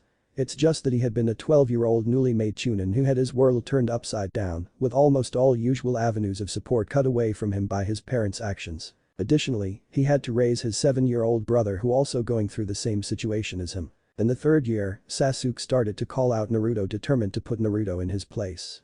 Naruto was not about to put up with Sasuke's attitude or pass up an opportunity to vent his own unsolved issues with the Uchiha clan.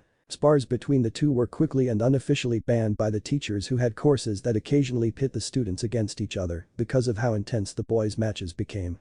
As the first semester continued on, it started to get to the point that just having the two boys close together in class made things uncomfortable for nearby students. To try and ease things in the classroom, the head of the academy quietly had Sasuke transferred to a different homeroom at the start of the second semester.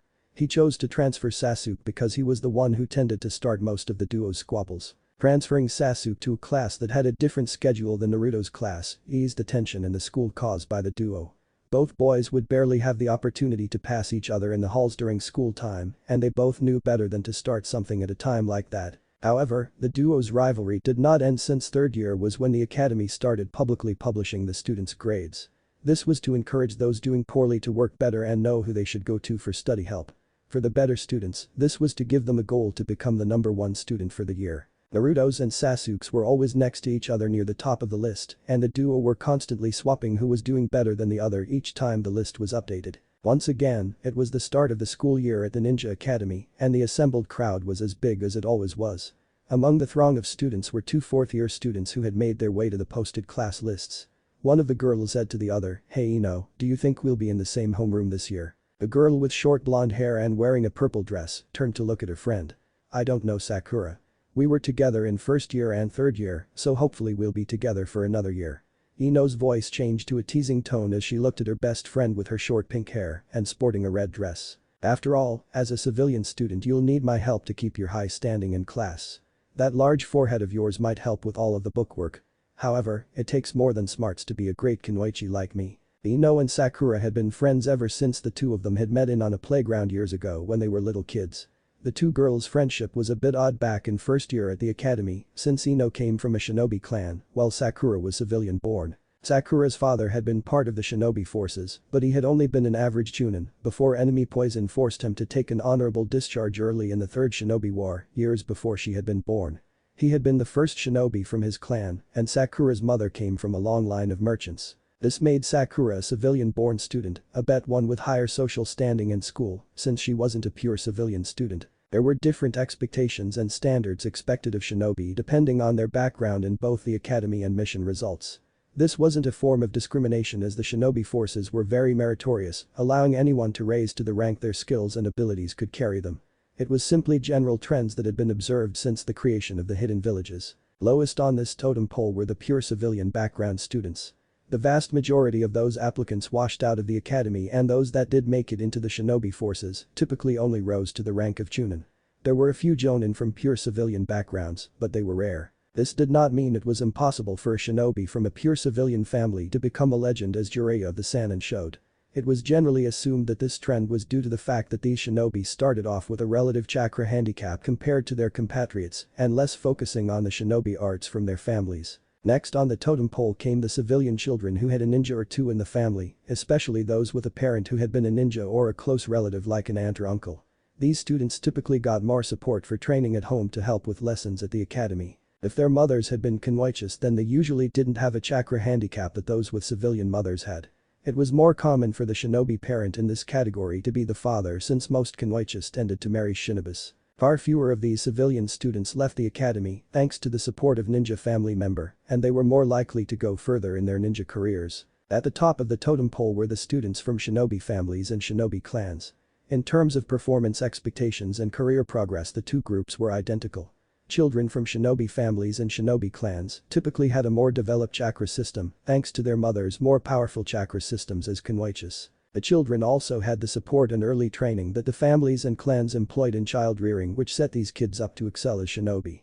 It was a good thing too that children of shinobi families and clans generally did well as shinobis, since they were pretty much locked into that career path. Family honor and the general need for the shinobi skills to protect themselves from those seeking vengeance over someone a family member had killed on a mission made it extremely difficult for these children to leave the shinobi forces or the regular military. Those few who had left the military life completely typically became trapped inside the village, unable to leave for fear of being killed by those wanting vengeance that could get them outside the village's protection. The difference between a shinobi family and a shinobi clan was one of age and prestige. The shinobi families had been rare in the Warring States era but blossomed under the hidden village system as shinobi with civilian backgrounds got together and started families. The shinobi clans were the old blood of the shinobi world, with the clans having been employed as shinobi longer than most could remember. Of the two shinobi subsets, the families were a distinct minority compared to the clans. This disparity had a simple explanation. Talented shinobi from civilian backgrounds or shinobi families starting out tended to get absorbed into the established shinobi clans via marriage. This tendency was an old one harkening back to the Warring States era when it wasn't unheard of for shinobi clans to train orphans that had caught a leader's eye for one reason or another and then have the orphan marry into the clan as an adult. Sakura quickly fired an insult back at Ino, unwilling to just back down at the childish jab at her parents. Like you're one to talk, Ino, I consistently scored higher than you last year. Resting on your ancestors' laurels just makes you suited to get roasted. Hope you like the taste of apple in your mouth when they cook you up. Given Ino's name, it was a pretty common insult in the academy to compare the bossy girl to a roasted pig. Ino let out an annoyed snort and turned away from Sakura for a moment, silently conceding their little verbal spar. After a moment she returned her gaze to board with the posted classrooms and the students in each class. Smiles appeared on both girls' faces when they saw their names in the same classroom. They then turned to face each other and grinned at that simple joy. The pink-haired girl then put a finger to her chin and muttered, I wonder who else will be in our class and if we know them. Ino joined Sakura with a questioning look on her face and then both girls turned to look at the rest of their class's list. Most of the names were familiar to the girls, having had one or two classes with the people that would be sharing their homeroom over the previous 3 years. One name stood out to Sakura and she paused when she read it on the list. Hey Ino, it looks like we have Naruto Uzumaki in our homeroom. Didn't you have him in advanced stealth last year? Sakura had never had any classes with Naruto and only occasionally crossed his path in the academy's hallways. All she knew about the boy was hearsay and she was curious about the only person in homeroom she was completely certain she didn't know. With a nod of her head the blonde-haired girl answered her friend. Yes, I did. He's a friendly and confident guy usually with a smile on his face. Always seemed pretty quick on the uptake in class. If Naruto didn't get what we covered in class, which was pretty rare, then he always got it by the time he showed up for the next class session. He didn't rub in how well he was doing, which is surprising for a guy, and he usually was helping some of the other students in class that were having trouble. Sakura nodded her head and then the two girls started walking to their classroom. As they rounded the corner Sakura asked, so did we get the better of the two for homeroom? Everyone in their year knew about the Uchiha Uzumaki rivalry. How could they not when the boys had been shifted mid-year so that they weren't in the same classes? Ino shrugged her shoulders and adjusted her book bag. It's hard to say on that one, Sakura. I had Sasuke as a fellow student in Poisons last year. On the look scale Sasuke beats Naruto hands down with his bad boy image. Naruto's looks aren't too shabby if you can get past his eyes. There's just something creepy about those blue within blue eyes and how they look like they've seen far too much than they should. However, Naruto is much friendlier, helpful, and cheerier than Sasuke. There's also the fact that Sasuke is too full of pride over his clan, their Kekkei Genkai, and doesn't tolerate disrespect on those fronts. Rather pathetic given that his parents and most of his clan were nothing more than filthy traitors. The girls then changed subjects to some of the new articles they had read in a fashion magazine that helped Kunoichi modify civilian clothes for combat. This new subject kept the girls talking as they finished their trip to the classroom and occupied their time until the teacher showed up. The homeroom instructor was a chunin named Iruka Yamino who hit the ground running with a refresher lecture on using chakra to enhance one's physical abilities and the various limitations that this involved. Fourth year seemed to fly by for Naruto and his classmates. Soon enough the 2-day-long final testing was upon them. The first day of testing covered all of the bookwork for the students and was quite exhausting for all of the students. Even Naruto with his seemingly unlimited energy and the ability to stretch time out to think by going into his mindscape was exhausted after the last test was done on the first day. The next day was pure practical testing and the first test on the list for the day was general physical fitness. Kiba was complaining as the class stood in the drizzle waiting for their tester to show up. What the hell, man? Why are we doing all of these tests in the rain? It was a gorgeous day yesterday when they locked us all inside with the written tests. If only someone had paid attention to the weatherman, we could have done the practicals yesterday in good weather instead of in the mud. Several of the other students mumbled in agreement and a couple of the girls started to complain about what the drizzle was doing to their outfits. Naruto stepped out of line and turned to look at his classmates before speaking up. Quit complaining about the weather. I joined the academy to become a shinobi and I thought that all of you did as well. Otherwise, you wouldn't have lasted these past 4 years here at the academy. It sucks that we're taking this test in the rain, and I wish we had the weather from yesterday. However, being a shinobi means doing a mission even when things don't go your way. No one says to the Hokage, "I can't take a mission today, sir, because it's too cold outside or it's raining." They just buckle down and do the mission.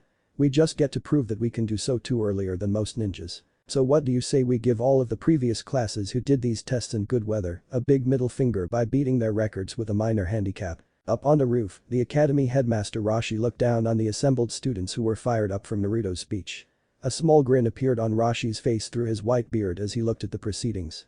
The headmaster turned to look at his two Chunin companions and said, "Spirited bunch this year. Letting the weather get to them is not going to work anymore after that speech, so you might as well get started on the testing." The two Chunin nodded their heads and used the Shunshin Jutsu to disappear from the rooftop. One of the Chunin appeared in front of the students and said, "Well said, student Uzumaki. Now get back in line so that the first practical test can begin."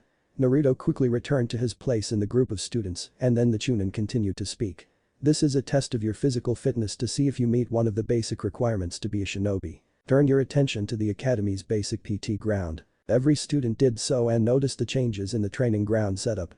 There were hurdles of different heights set up at random intervals on the track surrounding most of the training ground. Inside the track course were a series of monkey bars, concrete tubes, paths of buckets and a 10-foot wooden wall with several lengths of rope on one side. Everyone noticed that there was enough of each obstacle to match the number of lanes on the track. There was a large ramp near the track with a matching ramp on the other side of the track. Orange cones were then set up from the ramp in a path leading to the academy's pool, with balance beams set up at the halfway point. Again, there were enough balance beams for each path to have one beam. The Chunin then spoke up after he gave the students a chance to look at the course.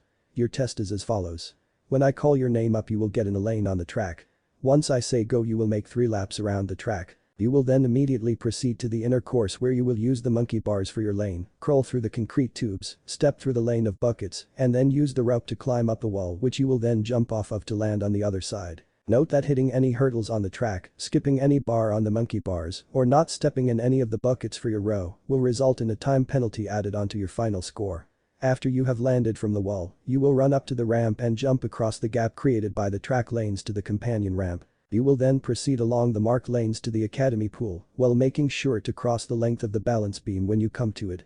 Finally, when you get to the pool you will dive in and swim the length of the pool underwater until you reach the other side and ring the bell set up to indicate you have completed the course. Massive time penalties will be given to anyone who rises to the surface to breathe while swimming and will be noted by my companion, who will be recording your unmodified time on the course.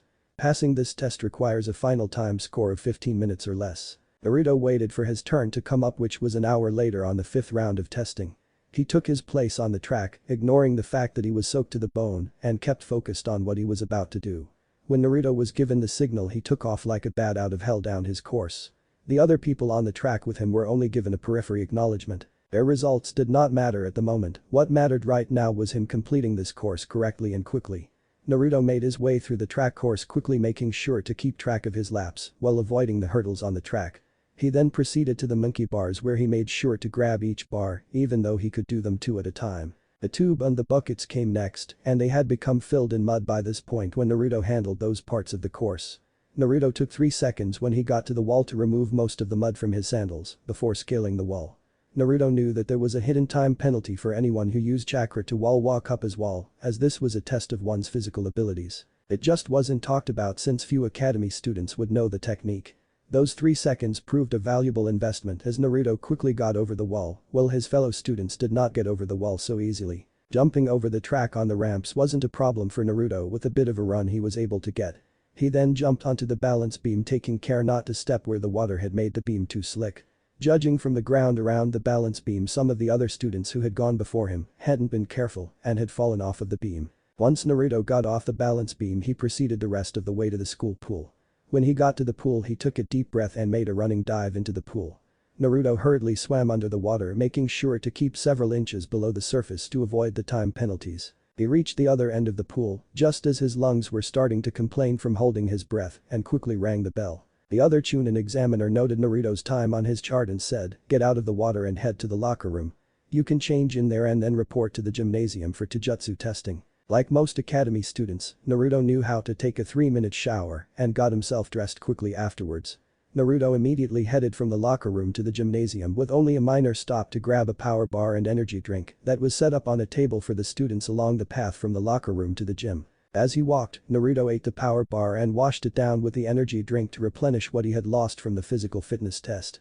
He threw out the used wrapper and the empty bottle in a trash can at the gym door before entering it. Once in the gym, Naruto was sent to the bleachers where earlier takers of the physical fitness test were sitting with the last members of the class that started on the taijutsu testing.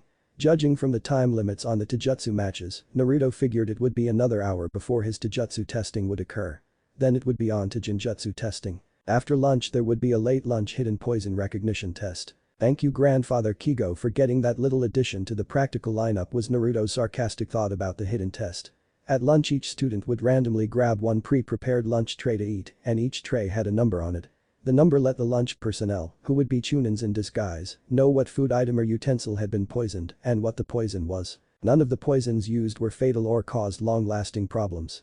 However, any student who failed this test by either failing to detect and avoid the poison or failed to identify what they had been poisoned by and get the proper antidote would have an extremely bad time for the rest of the day. Most of the failures of this test would have to finish their practical exams tomorrow in a special makeup session, since their poisoning would make them unable to continue the testing today. Even without Kigo's memories, Naruto could understand the logic behind his grandfather's changes to the poison practical and why it had been changed by Hiruzen. Before Kigo suggested Chanju, the poison practical had involved the student simply walking down the line up cups with a few filled with poisons and most filled with colored water. They were supposed to identify which cups had the poisons and what the poisons were. The test never tested the students' abilities in real-world situations and was practically the theoretical poison test repeated. This test made sure that the students had absorbed their lessons in a controlled but still real manner. The next test on Naruto's class's rotation after lunch was shuriken and kunai usage. In that test they'd have to show competency in throwing the weapons and in maintaining the weapons.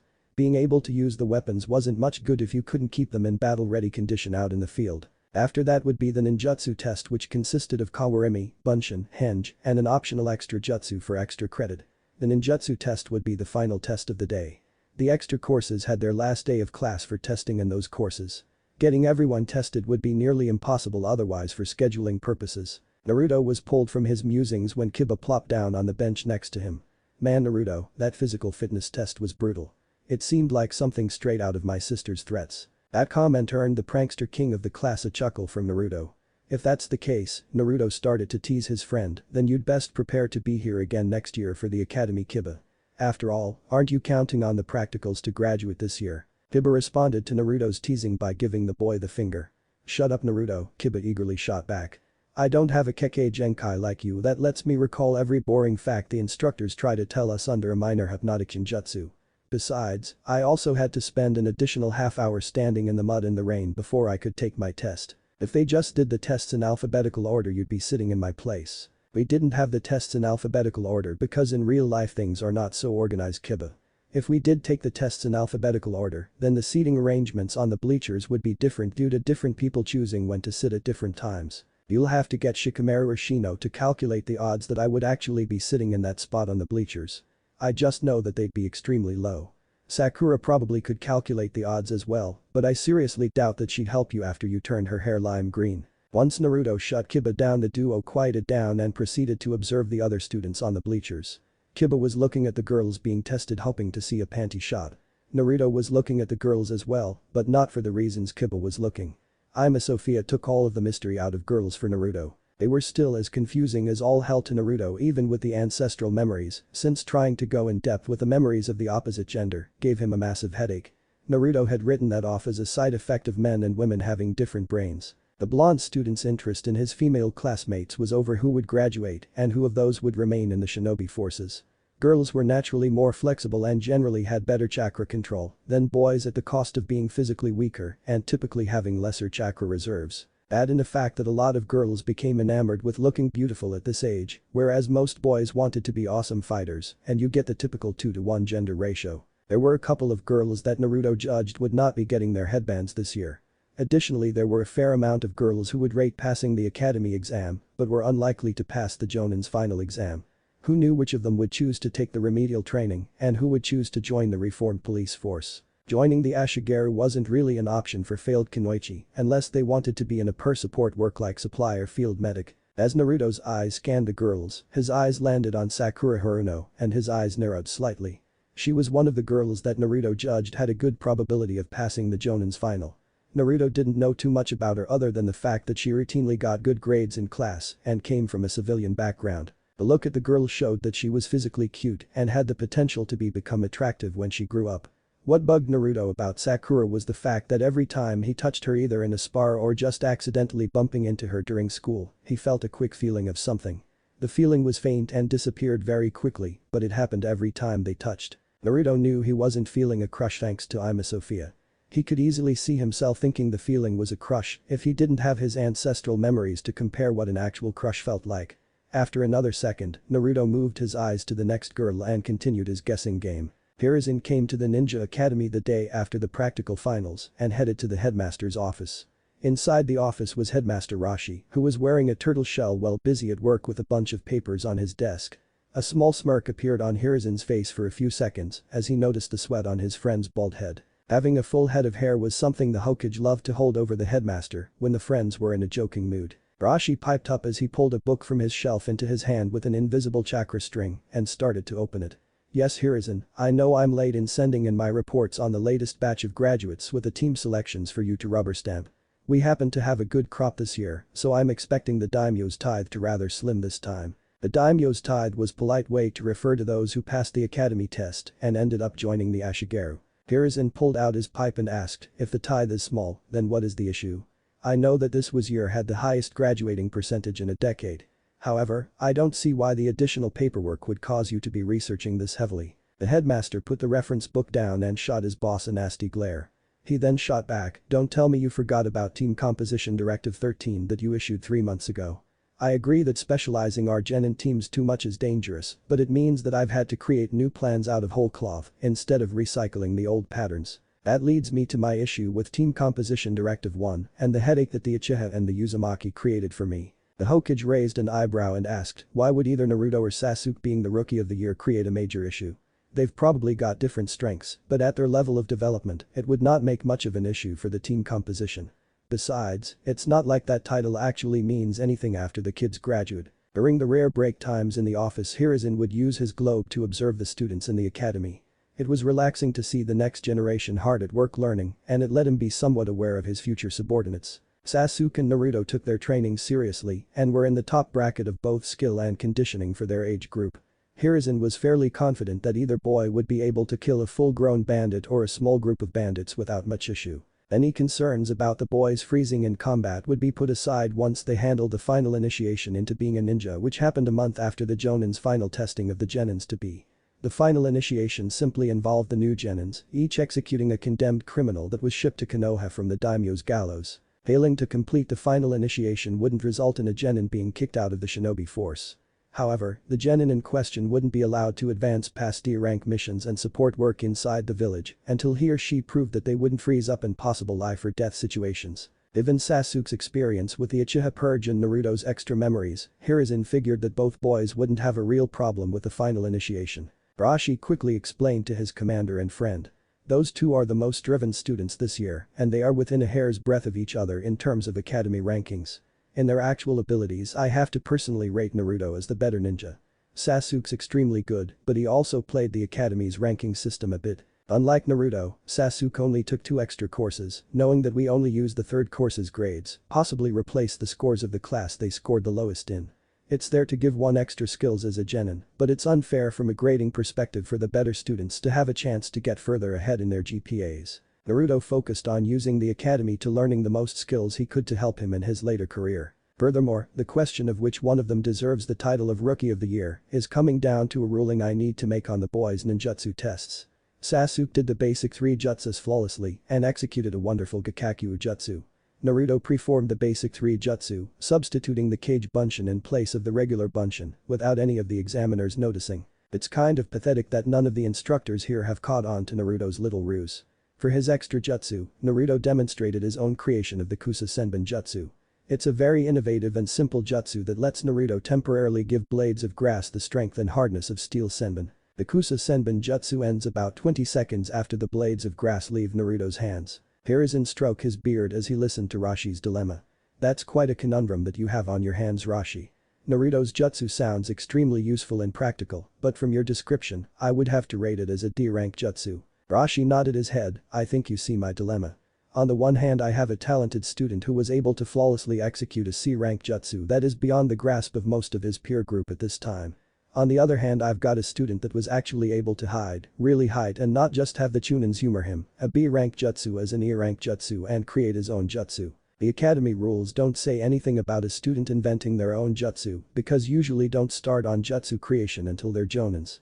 By the book Sasuke should get the award, but Naruto obviously has the edge over Sasuke if he was able to do just one of the things he pulled on the test. I'm at my wit's end on this issue and almost at the point of joining my Taijutsu happy nephew in running around the village on my hands just to get away from it. This was serious indeed as it was well known among the older generation that Rashi did not like the fact that his sister had married Daimaido and found his nephew Guy to be very annoying.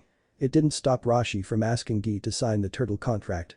Hiruzen then decided to help his friend make his decision. If Sasuke should have the title according to current regulations, then he should get the title Rookie of the Year. However, I think Naruto should quietly be given an award for discovering points in the academy's grading criteria that need to be revised, along with showing where a few of the instructors have gotten lax in their training. Since there is no title for such an award, why don't we stick with a simple cash reward? That extra 700,000 ryo in the school budget that the instructors were asking to use to renovate the teacher's lounge should do in my mind. Rashi chucked and replied, that sound good in my book Hiruzen.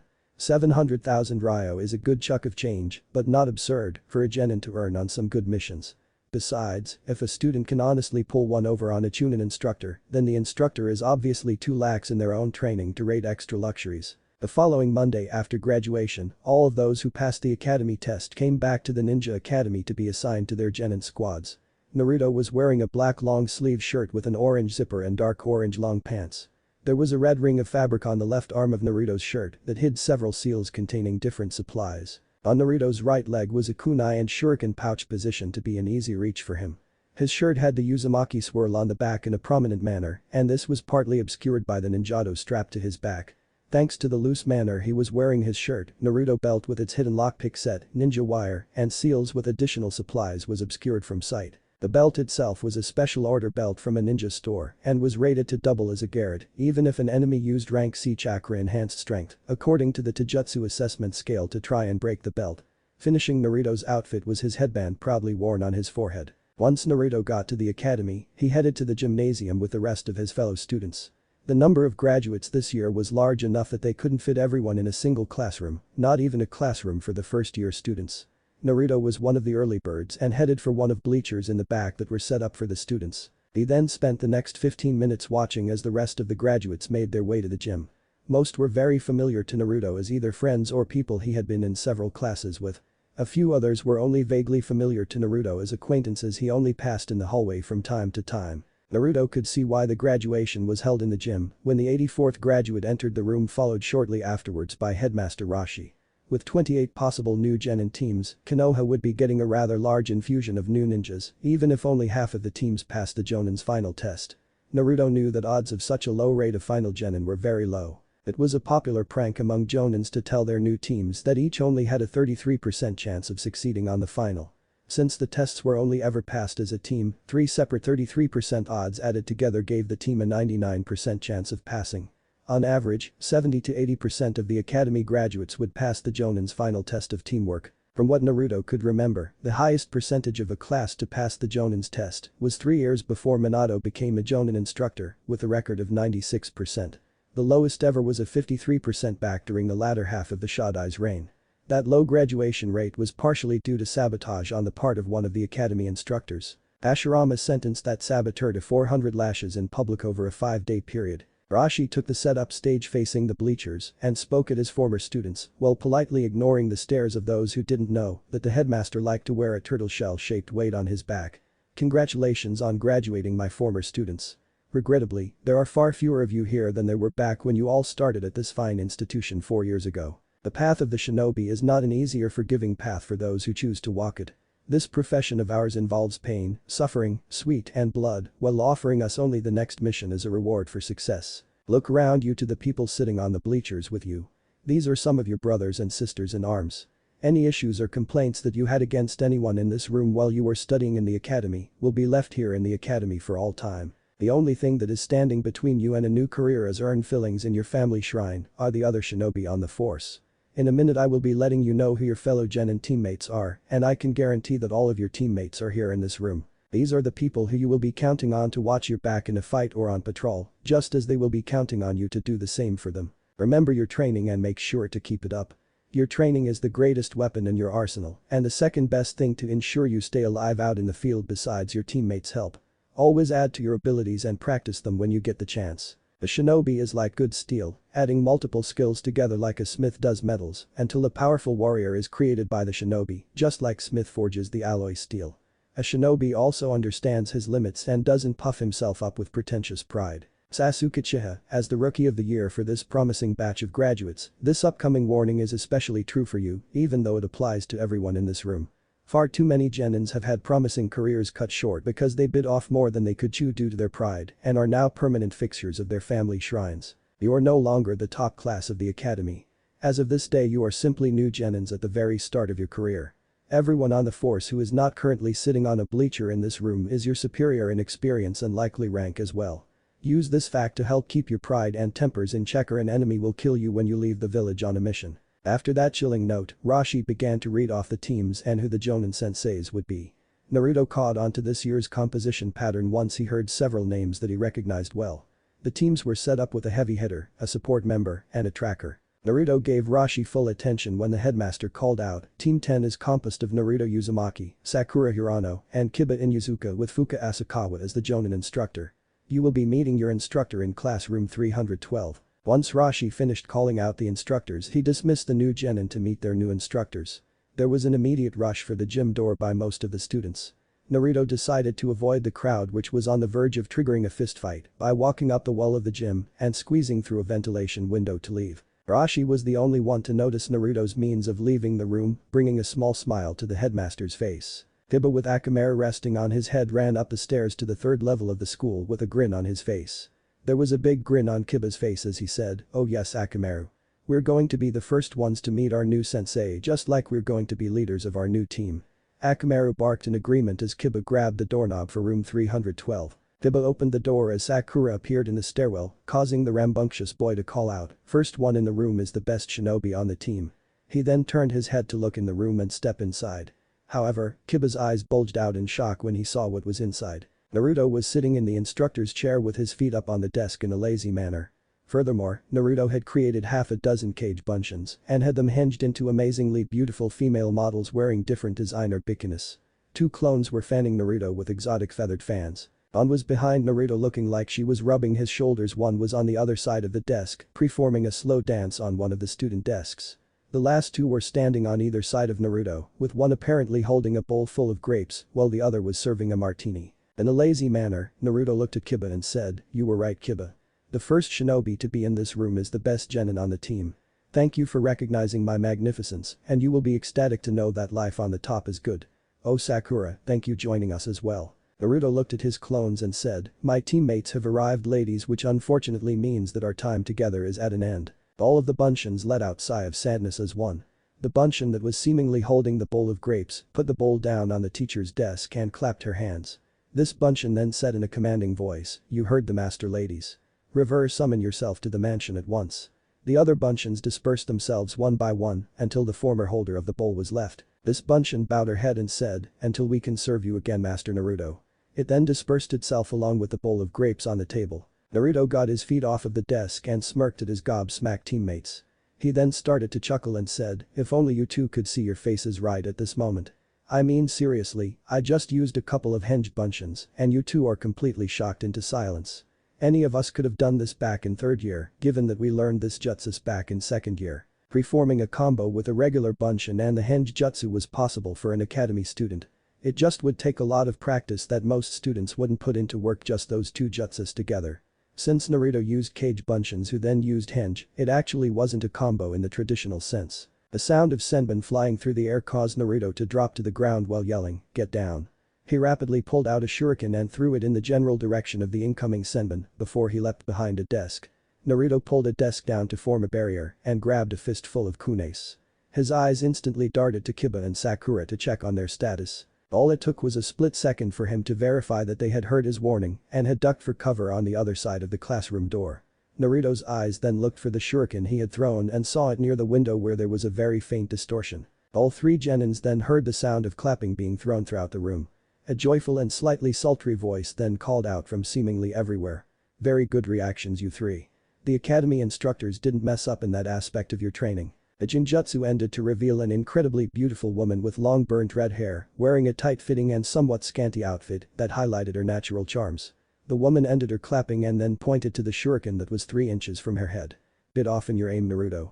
You did well for a genin aiming just by sound. However, I still would have been free to kill you if I was an enemy ninja instead of your jonin instructor. I also could have killed you long before Kiba or Sakura showed up because you never detected me hiding my presence with a genjutsu." The jonin turned to look at the duo hiding behind the classroom door and took a step towards them. "Both of you left yourselves wide open to an enemy attack because you fell for Naruto's prank.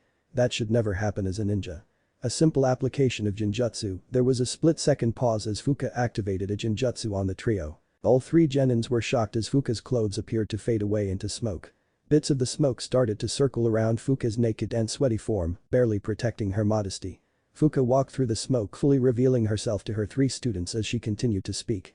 "Can't allow a shinobi to show anything to an enemy that they wish to show." Kiba wasn't paying the slightest bit of attention to what Fuka was saying. All he could think about was the sight before him that put the centerfold he had once seen in a stolen porno magazine to complete shame. Sakura was staring at her sensei in complete shock that a kunoichi would expose herself in such a brazen manner. Naruto knew that Fuka must be casting a genjutsu and that he should be breaking it. However, something about Fuka was just so enthralling that he couldn't bring himself to end the glorious sight before him. Naruto was able to keep enough wits about him to keep his kunais in his hand and hiding the fact as best he could that he was ready to throw those kunais at Fuka's back at a moment's notice. Fuka gave a sultry smirk as she continued, "The enemy will only see one thing until they are dead." She ended her sentence in a much more hostile tone. Fuka also cancelled her genjutsu to reveal that she was fully clothed and holding a kunai in each hand against Kiba's and Sakura's necks. Fuka pressed against the duo's necks just hard enough to draw a drop of blood on each kunai before jumping behind Naruto. She immediately put a fresh kunai to Naruto's back and said, "Tell me, Naruto. Why shouldn't I just cut you now and declare all 3 of you failures? You have 5 seconds before I draw your blood and you all fail my test." Naruto responded by using a kawarimi with the teacher's chair to appear behind the teacher's desk. He then called out, "Regulation 37, paragraph 4 of the Jonin instructor rule states that no Jonin test of potential genin may begin without informing the potential genin of their status, the test conditions, test requirements, or at least 2 hours of notified prior prep time for the potential genins. You have not told us about your test, its conditions, or the prep time. Thus, you cannot fail us just yet, even if you were to draw my blood." Both Sakura and Kiba looked at Naruto in surprise, not knowing what he was talking about or what regulations he was talking about. They then turned to face Fuka, who was chuckling. "I have a special dispensation from the Hokage on that regulation, Naruto. After all, the normal test doesn't take into consideration a student with a Kekkei Genkai that grants him the genetic memories of 5 highly elite ninjas, no does it? You very easily could have told everyone in the class about the Jonin's test to truly determine who goes on to become genin." Naruto stood with his back against the wall and he discreetly put a kunai in his offhand with the point aimed at the wall. He kept his nervousness from showing and stated as confidently as he could. "You all would know if I told a soul. It would have been impossible for me to pass along that information discreetly in 4 days to all 84 graduates. Especially since I live at the Shinobi Orphans Care Complex, where it would have been very suspicious for me to leave after graduation with the basic training ground provided on campus. Someone would have undoubtedly discovered such an information leak days ago, and I would be summoned for breaking shinobi secrets. Grandfather Hokage declared years ago that anyone with an active Sophia is bound to keep any and all shinobi secrets their genetic memories inform them about to the same level of a registered shinobi. That means that I'd suffer the same punishments as any ninja for breaking a shinobi secret. The Jonin's final of the genin is a Class D secret." Both Kiba and Sakura gasped in shock when they heard that news. Sakura blurted out, "Revealing a Class D secret carries a 500,000 ryo fine and 40 lash penalty, with an additional 50,000 ryo and 10 lashes for every person the secret is revealed to by the guilty person." Fuka nodded her head and continued on, "Such a penalty for Naruto if he did reveal this information to everyone would land him with a 4,700,000 ryo fine and 880 lashes with a whip like this one in my hand." Fuka then revealed a cat o' 9 tails with half a dozen rusty and jagged nails tied onto each tail. Kiba and Sakura both paled at the sight of the diabolical-looking whip. They had never seen a punishment whip before and had thought that the whips mentioned their textbooks for certain punishments were the whips used to get animals to move. The thought of getting one of those whips used on them for breaking certain rules had been the stuff of nightmares for the two former students. Now those nightmares looked like pleasant daydreams compared to the image the demonic thing in Fuka's hand was giving them. Naruto shivered slightly at the sight of a Kyuubi whip. His ancestors had never had to suffer from one of those things, and they only had to sparingly use it for punishments of criminal shinobi.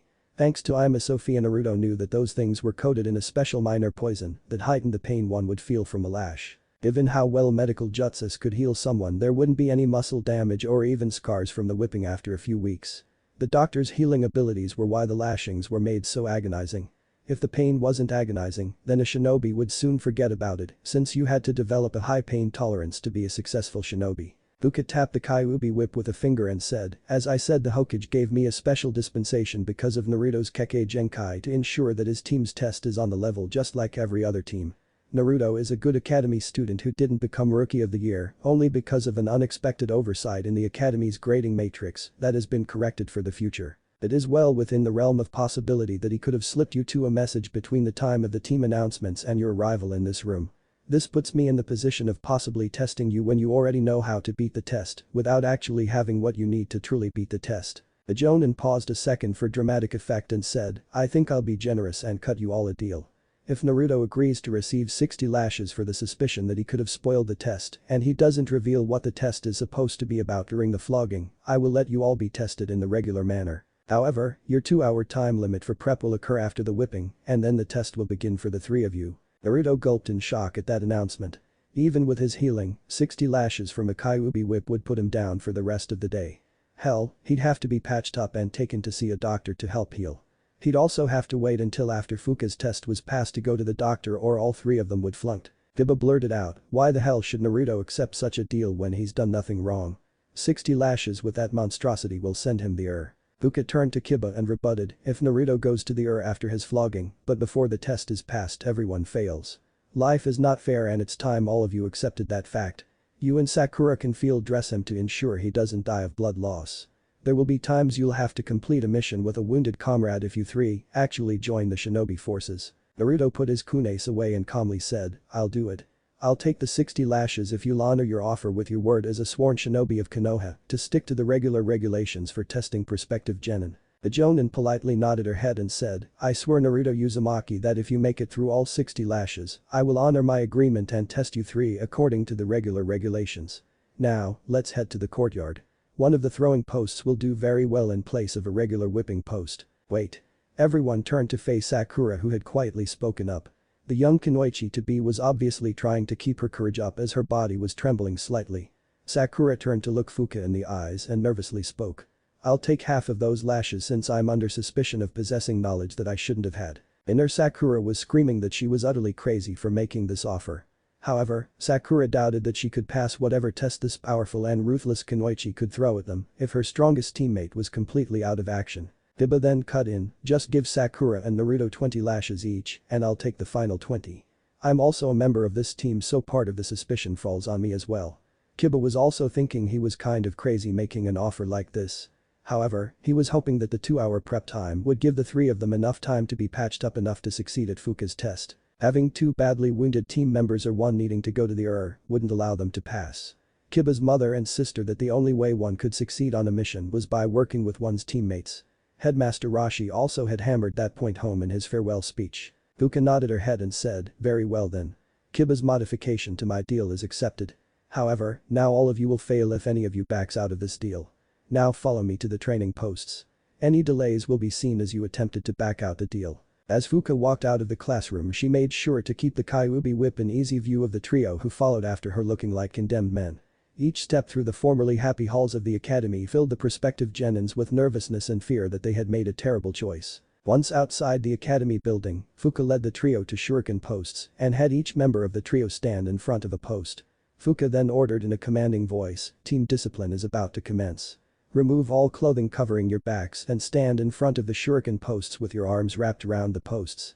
Sakura, all clothing includes a training bra if you are wearing one. You all have 1 minute to remove the items of clothing mentioned before you will be deemed to be reneging on your deal with me starting now." Naruto took off his ninjato followed by his shirt. He then grabbed the shuriken post like he was instructed with his bare back to Fuka. Kiba put Akamaru down on the ground and started to take off his upper clothing. Sakura waited a second but quickly followed orders once she saw that Kiba and Naruto weren't looking at her. All three potential genin were ready for their lashings before the time limit. Fuka uncoiled the Kyuubi whip and gave it a test strike on the ground. All three prospective genins flinched at the sound of the whip but they kept their hands wrapped around the posts. Fuka then said in her commanding tone, adding a touch of killing intent to her words to really make the trio sweat. This team of potential genin has been found under suspicion of breaking a Class D shinobi secret, earning the primary subject of suspicion 60 lashes. Upon teammates' request, the sentence has been split among all three members. This disciplinary punishment is to be carried out on a cold day in hell. Naruto, Kiba, and Sakura all blinked when they felt the killing intent vanish, while their fear and dread was cut in half. Kiba nervously piped up, "What was that, sensei?" Fuka sealed away the Kyuubi whip and jumped behind the shuriken pots so the trio could see her. There was a much friendlier look on her face as she spoke in a soft and kind manner. "There will be no punishment for the three of you.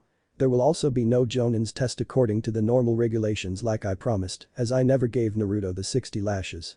You three passed my test. Now put on your clothes and sit by me so I can explain things in more detail." The trio quickly got their clothes back on and then sat in a circle around Fuka on the throwing grounds. One Sakura, who was the last to get dressed due to making sure that Kiba and Naruto couldn't see anything naughty, sat down. Fuka began to speak. "The Ninja Academy gives you all the skills you need to start your careers off as shinobi. However, the academy cannot really test you all for teamwork, critical thinking, self-sacrifice, and willingness to face danger, like you'll need to be able to do in order to succeed on dangerous missions. That is where the Jonin's final comes in to test to see if you all have enough of these qualities right now to become genin." The kunoichi unsealed a tea set and poured all four of them a glass of tea. She then politely said with a refined air, "Drink this. It's a special blend that helps to calm one down, and all of you will need it after passing that final." Fuka took a small sip first of the tea before her students followed her example. She then put her cup down and continued her lecture. Naruto with his Kekkei Genkai is a snag to the normal Jonin final as he knows what is being tested and what needs to be shown in order to pass. The Hokage felt that there was too great of a chance that any team he was on would work towards the test instead of genuinely being able to pass it. "Oh, don't make that face, Naruto. None of us thought you'd spill the beans on the test beforehand. However, you could give too many hints during the test and you'd be actively working to ensure that everyone passed the test knowing what is required. This would normally be a good thing for a ninja, since in our profession, we need to seize any advantage that we can give ourselves. But, this test is an exception as if you don't have these abilities to a certain level, you could cause a catastrophe on a mission that would probably result in someone's death. So the Hokage decided that you three couldn't have the prep time or even be told what your test was, especially so that Naruto could be tested without realizing he was being tested. Trust me when I say that it wasn't easy to come up with this test for you three. I spent almost a month crafting it." Sakura spoke up after finishing her tea. "Could you explain the test for me, sensei, and how we demonstrated those skills? I want to make sure I fully understood everything about the test." Inside her head, inner Sakura was ranting that she didn't understand a single thing about Fuka's test. Fuka nodded her head and quietly refilled Sakura's teacup. "Certainly, Sakura, since all of you are now my genin students, I'm free to discuss the test. My test focuses on teamwork, self-sacrifice, and especially willingness to face danger. Critical thinking is involved in it, but it is not a focus of the test, as I find it to be the easiest trait of the four to drill into genins. Now to explain things by the numbers, your teamwork was tested by whether or not you all were willing to make a sacrifice in order to ensure that the team got a fair chance to be tested. Naruto demonstrated this by agreeing to the blatantly unfair punishment, while you and Kiba demonstrated this by being willing to take part of the punishment on yourselves. This directly feeds into the self-sacrifice part of the test, as anyone can see that a Kyuubi whip can inflict absolutely horrendous amounts of damage. I also placed a minor genjutsu on the three of you that enhanced your feelings of fear and dread at the sight of the whip. Your willingness to face danger was tested by the three of you following me here and standing at the posts ready to endure a flogging. It's easy to say you'll make a sacrifice for others, but it's an entirely different thing to actually make the sacrifice." Naruto then asked, "What about the critical thinking? Was it me realizing that having two teammates face a mission that they know about was better than me facing a mission I didn't have much information about?" The kunoichi nodded her head as she answered her student, "For your part, yes, Naruto." Sakura and then Kiba demonstrated their critical thinking by realizing that having a team member down in critical condition would almost assure them of failure. So they did the only rational choice they could make in the circumstances they were in and tried to reduce the burden you would have had to deal with. Fuka checked to see that her students had finished their tea and resealed the tea set away.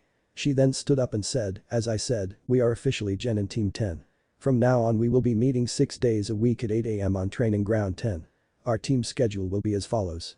From 8 until noon we will have a warm-up and light practice. 12 to 12:20 will be a quick team lunch. After lunch our schedule will be a bit more varied. We will be alternating between doing D-rank missions one day and heavier practice the next day during the afternoon. Our daily practice will end at 6 PM or when you have completed all of your assigned tasks for the day. It will be the later of the two that determines when you get off and not the earlier of the two, so keep this fact in mind. The 7th day of the week will be your day off to relax and have fun. Don't even think about training or studying on this day because you need the break to avoid burnout or injury. Now do you have any questions? The trio was silent for a moment and then Kiba pipped up, was that Jinjutsu really how you look naked? Sakura quickly smacked Kiba on the back of head for that comment. Ouch, what the hell was that for Sakura? Kiba asked while rubbing the back of his head. A tick mark appeared on Sakura's forehead. She then angrily said, do you even have to ask why I hit you, Kiba? What on earth would possess you to ask sensei a question like that? Fuka started to chuckle, drawing all of her students' attention. She shook her head slightly and said, the answer to your question is obvious, Sakura. Kiba here is simply a young boy on the verge of becoming a teenager and unable to deal with all of the hormones his body is producing. Ninjutsu is not my forte like ninjutsu, but a relatively simple one like I used before cutting you two is within my abilities. Yes, Kiba, that is how I look without any clothes on, and you shouldn't be shocked at all about it, Sakura. My sexy figure is simply another weapon for me to use. So what if enemies see my glorious and desirable form? Their lust will paralyze them, and then a simple cut allows me to collect the viewing fee of their lives. Or if I so choose, I can drain all of the chakra from their bodies with a single fatal kiss. Both Naruto and Kiba let out small shivers of fear when they heard Fuka state that. Kiba became really afraid of Fuka deciding to collect the viewing fee from him. Naruto was nervous because Fuka was throwing off his normal expectations. He was pretty sure that his father would have known where her skills were over a decade ago as Hokage, but he hadn't called up those memories. Junins and Jonins typically focused their skills into different basic types that could be identified. These types were useful for helping to assign shinobi to a mission, and using a traditional build ensured that one could get training from others specializing in the same manner. Fuka was throwing Naruto off because she was showing the signs of a seductress kunoichi, and the ninjutsu was at odds with that build. Seductress kunoichi typically favored jinjutsu or poison as means to attack so they could get in, remove their target, and get out without causing a commotion. Ninjutsu was typically loud, obvious, and announced that one was a ninja. It was great for an assault or heavy support build where fighting power was paramount, but typically terrible for mission involving stealth. Fuka then said, I need to be off to inform the Hokage about our team becoming official. You three have the rest of the day off and I suggest that you enjoy it.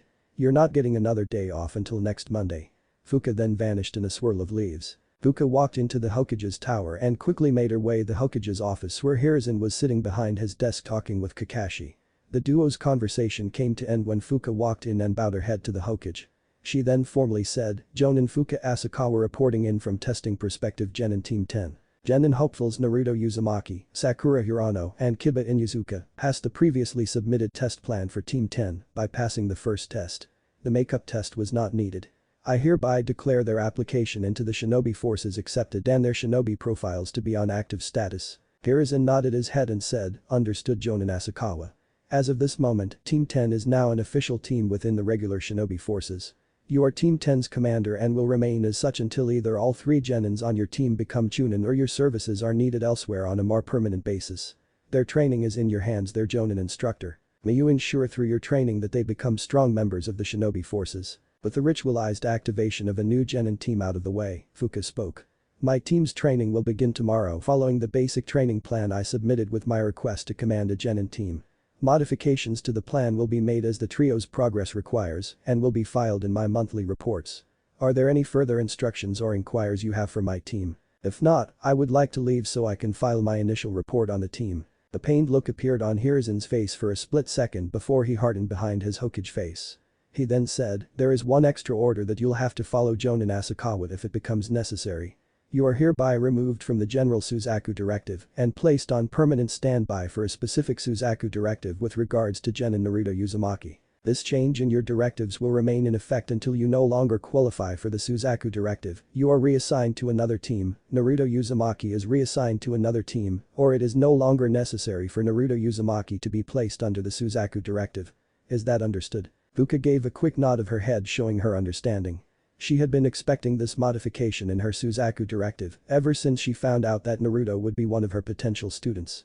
Anything else wouldn't make sense, given that the team had one confirmed carrier of a useful Kekkei Genkai and a Kunoichi currently under that directive. The thought of the order didn't bother Fuka because the directive would only activate if she massively screwed up training Team 10, allowing them to get into danger.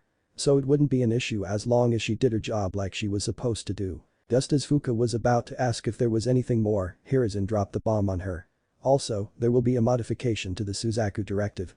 Genin Sakura Hirano is to be given the training necessary to act as your backup in regards to Naruto Uzumaki's situation with the Suzaku directive once she meets the minimum necessary physical requirements for the directive's purpose. Kakashi looked at Hiruzen with a look of surprise at the Hokage's declaration. However, both men were pulled to look at Fuka, who was barely containing her killing intent.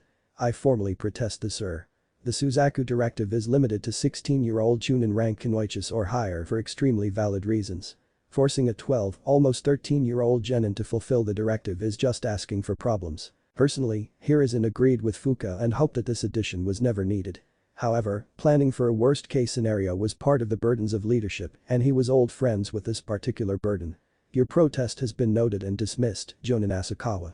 My only advice for you is to ensure your training is enough that the Suzaku directive does not need to go into effect. If things do take an unexpected turn for the worse, ensure that you are in a position to fulfill the directive so that your genin student does not have to do so in your place. The Hokage allowed part of his disgust and weariness to show on his face as his voice softens. Off the record, Fuka, I really don't want to force Sakura into fulfilling the Suzaku directive. She's far too young to be forced into such a position, and fulfilling the directive at her age has a strong possibility of killing her career as an active ninja. Sadly, as the Hokage I need to weigh the needs of Konoha and the Land of Fire in light of Naruto falling without a replacement.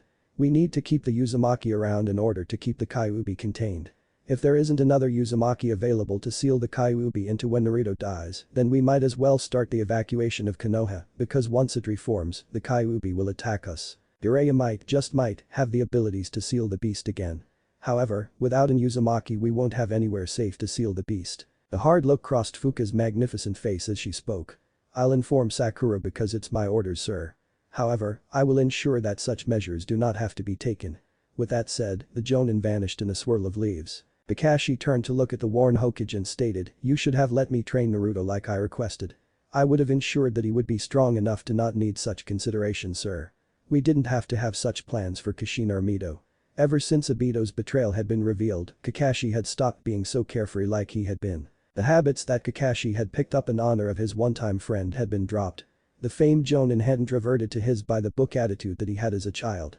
However, there was an edge and hardness about Kakashi that he hadn't shown before the Uchiha purge had happened. Hiruzen looked over at Kakashi and felt a bit of sorrow for the young man. Everyone who knew Kakashi knew that he blamed himself for Obito's betrayal. Kakashi was convinced that Obito's betrayal would never have happened if he had been able to rescue his friend all those years ago on that fateful mission. It didn't matter that the inquiry board had ruled that there was nothing within Kakashi's abilities to do to help Obito after reviewing the silver-haired Jonin's memories of the incident. Even the second inquiry board that had been set up after Obito's reveal as the betrayer exonerated Kakashi. That inquiry board had ruled that Obito's survival was due to an unknown third party who had for some reason saved Obito through an unknown jutsu, bringing him to facilities that could ensure his survival and turn him against Konoha. The Hokage took a puff of his pipe and then quipped back to his subordinate. In case it somehow slipped your memory, Kakashi, Kushina and Mito were both women. Trying to make plans to continue their line if they fell was pointless because they didn't have the necessary equipment to impregnate a Kunoichi. Naruto can, so it would be stupid to not plan for such a situation given the stakes involved. I'm dearly hoping that such contingencies will not be needed and if for some reason it is necessary that Fuka can handle the task instead of Sakura. Planning for the worst and hoping for the best is a burden of my position. Hiruzen then gave Kakashi a sad smile as he continued on. I know you wanted to teach Naruto to try and repay Minato. But, you need to take a step back and look at everything objectively. Naruto knows everything Minato did thanks to Ima Sophia, so how much can you really teach him, given all of the help and advice Minato gave you to turn you into the ninja you are today? You have many more jutsus now than when Minato was alive, but the core of your skills and outlook is still the same. Fuka's knowledge of jutsus is almost as vast as your own, and she has a number of skills related to infiltration and espionage that neither you nor anyone in Naruto's ancestral memories has. She can help Naruto unlock the full abilities resting in his blood and help him to add new ones to pass on. On the other hand, you are a very good possible teacher for your own students and possibly the best one we have for young Sasuke. That young boy has great promise as a ninja, but he can easily be led down a dark path in his quest to restore the Uchiha clan's honor. You're also the only one who can teach Sasuke how to use the Sharingan if he activates his Kekkei Genkai, since Itachi doesn't have enough time to fully train his brother and the two of them are effectively ostracized from the rest of their clan. I'm also hoping that your shared pasts of dealing with parental decisions that caused you both a great deal of problems will help you reach Sasuke, even though there is a world of difference between the two incidents. Kakashi had read the full report on his potential students and understood Hiruzen's decisions. His solid skills at tracking would help Hinata, who had been swapped into the traditional position of the top kunoichi for team balancing. Sakura was the top kunoichi of the year for the academy, and having her on a team with Sasuke and Shikamaru created a major deficiency for said team in terms of tracking and detection. It was also hoped by some that Kakashi would be able to get Shikamaru to shake off his lazy nature, just like Kakashi had gotten rid of his habitual lateness that had previously caused him to constantly court demotion. Kakashi doubted that though, as it was very unlikely that Shikamaru had a dead friend who would turn out to be alive and a massive traitor. His prior experiences working with Hyugas and Naras made him a good fit for training Hinata and Shikamaru, in addition to the skills he offered as a sensei. The silver-haired Jonin let out a sigh, knowing that Hiruzen was correct that he was a better fit as Sasuke's teacher rather than as Naruto's. Still didn't change the fact that Kakashi wanted to teach Naruto. It had been something he had been hoping to have for years as a way to both connect with Naruto and to repay Minato for everything the man had done for him. Kakashi had been too young and his career took him out of the village too often to make a strong case for him to adopt Naruto after Minato and Kushina died. The Shinobi Orphans Care Complex was able to provide Naruto with a safer and more stable environment to grow up in than Kakashi ever could. Besides, it would have drawn more attention to Naruto from foreign spies if the Yandame's only surviving student took in a newborn baby. Kakashi bowed his head to Hiruzen and said, "Well, I must be off now. I think I've waited long enough to meet my team in order to test their patience. I'll see you when it's time for me to report on my prospective team's status." As Kakashi was arriving at the Ninja Academy, Kiba, Sakura and Naruto were leaving. Naruto had invited both teammates out for a small celebratory meal and they both had accepted. Kiba spoke as the trio of new genin reached the outer grounds of the academy. "Hey Naruto, what was that stuff that sensei was saying about your Kekkei Genkai? She was saying something about you having the memories of a bunch of ninjas in your head." Naruto stopped in his tracks, looked around to check out his surroundings, and the motion for Sakura and Kiba to follow him to a more secluded area on the edge of the academy. Once they were alone, Naruto answered back. "Ima Sophia does more than simply give me very good recall of memories like is known around Konoha. The specifics of my Kekkei Genkai were kept secret while I was at the academy because it was deemed that I'd become too big of a risk for becoming a kidnapping target if Ima Sophia's abilities were too widely known before I had enough skill to defend myself. Since I'm now a genin, Ima Sophia's abilities are under less secrecy. However, the Hokage doesn't want my Kekkei Genkai advertised until I've become a chunin. At the moment, Ima Sophia's full abilities are a Class E secret. Is that understood?" Both of Naruto's teammates nodded their heads. The instructors at the academy had taught all potential ninjas about the odd dichotomy ninjas had between the need to keep their abilities secret to accomplish missions and the need to advertise their abilities in order to get missions. This had led to a discussion on the unofficial Class E secret. This was something that, while technically not hidden from the public and thus not an official military secret, was regarded as something that was better talked about away from listening ears. There was no official penalty for carelessly talking about anything in the unofficial Class E category. However, ninjas who couldn't keep a Class E secret tended to get the worst and least glamorous assignments, way more than they should by pure random chance. The young shinobi then explained his Kekkei Genkai. "Ima Sophia literally means blood wisdom, and that's a good description of what it does. My Kekkei Genkai records all of the bearer's memories and passes them on to the person's children. It also creates a copy of the child's other parents' memories and passes those along. These inherited memories get updated each time a child touches their parents. Inherited memories are easy to access once the Kekkei Genkai fully activates like it did for me." Naruto paused for a second to point to his blue eyes. "There is perfect recall with memories accessed via Ima Sophia. These memories also cannot be removed via any known jutsu since they are recorded genetically along with being recorded in my brain. With practice, one can also access their own memories with the same clarity as their inherited memories." Kiba blinked his eyes and then pointed at Naruto with a bit of outrage. "That's just bullshit.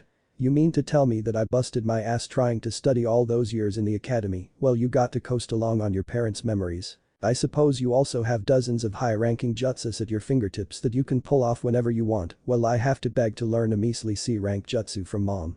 Naruto shook his head. I still had to study at the academy because some things changed in the lesson since my parents went to school or were even alive. Kiba. I'll admit I know quite a lot of powerful jutsus thanks to my ancestors. However, I can't use most of them because I haven't put in the practice necessary to use them as I'm just a 12-year-old. My body wouldn't be able to handle the stress of those jutsus right now.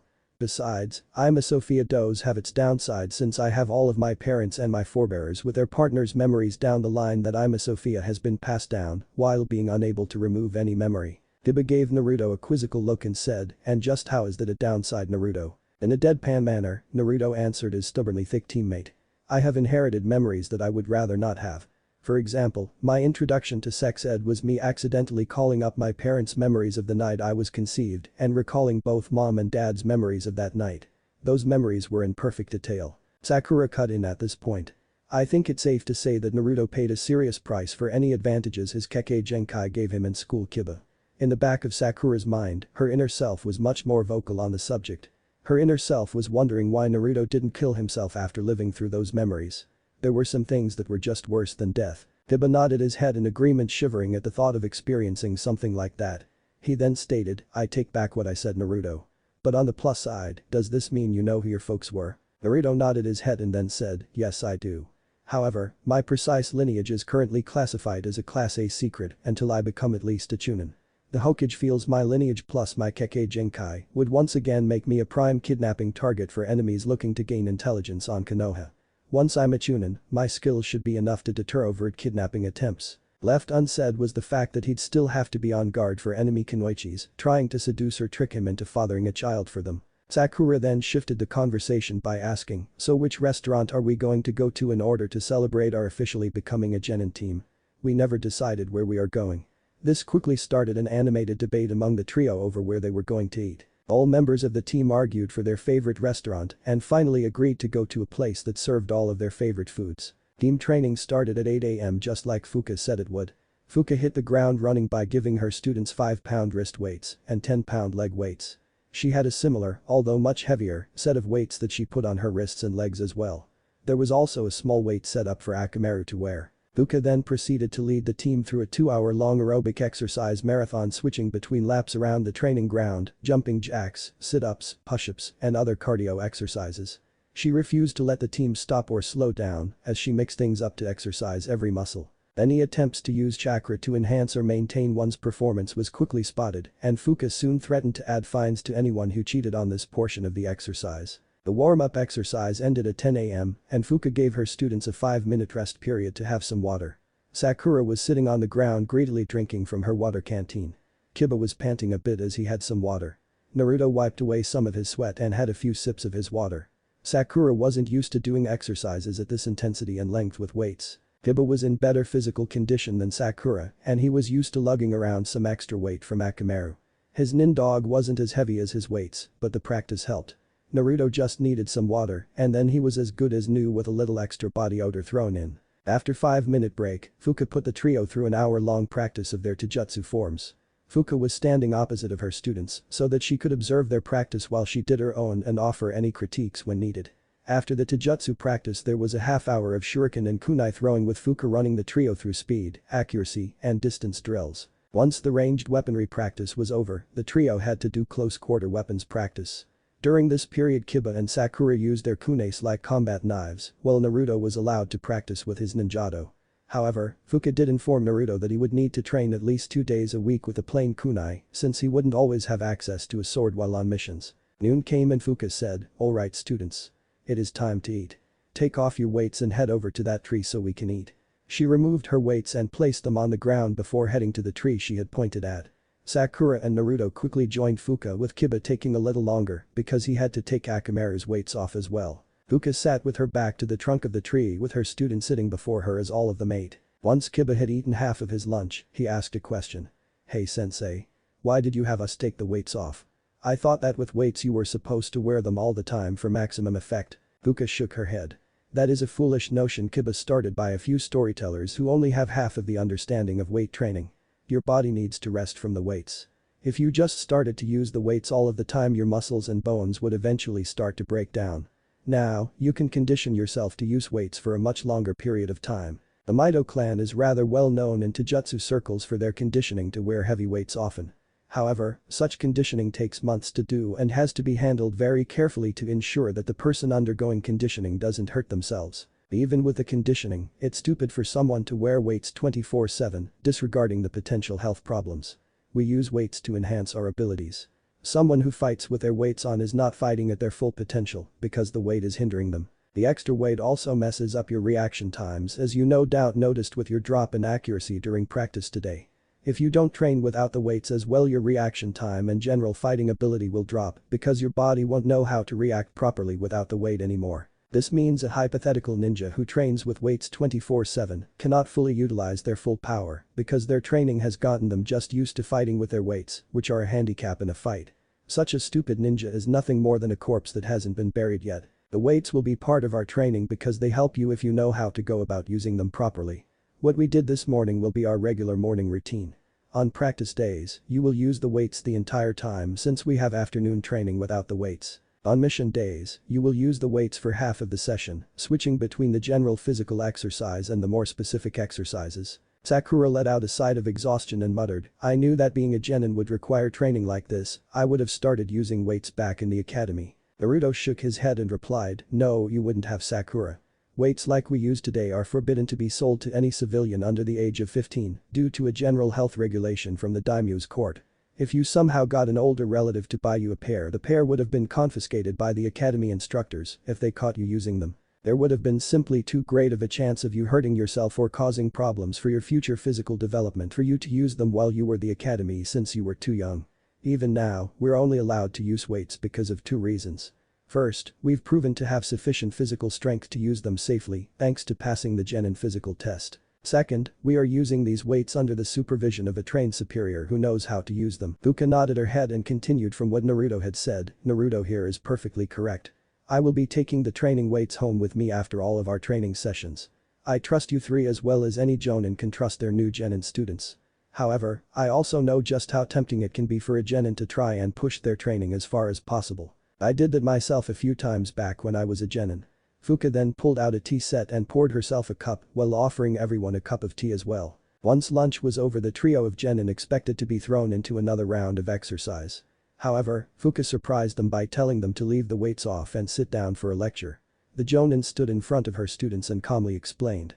"There is a certain amount of theoretical knowledge that all genin need to know in order to be successful as shinobi. This is in addition to what you are taught back in the academy. Also, shinobi need to know how to apply what they have learned to come up with a plan of action. Your previous senseis often repeated that your mind is the greatest weapon you can have, and they were not trying to pad their lecture time by saying this. We will go over these theoretical aspects after lunch on training days so that you can continue to learn while your bodies rest a bit more from the morning exercise. For today, our lecture will be on teamwork with a focus on coordinating a team's actions in combat. It is one thing for you to say that you need to work together, and it is a different thing to actually work together. Part of working together is practicing together or going on missions together. This gives you the experience to anticipate each other's actions and to know just how capable every member of the team is at different tasks. It won't be your responsibility for a while, but you must keep in mind who is good at what when it comes time to select tasks. A mission can be lost if, say, a heavy hitter is assigned as a scout, even through his or her tracking skills are poor. Teams who have trained or worked together will know who is good at what. Sometimes, teams have to be put together quickly for one reason or another. Why this happens isn't important for our lecture now. What is important is how to work together in the best possible manner so that your lack of experience working or training together doesn't create too big of a liability. Later in your careers, you might team up with a shinobi who had developed a reputation for a certain style of fighting, so you will not go into the situation blind as to their abilities.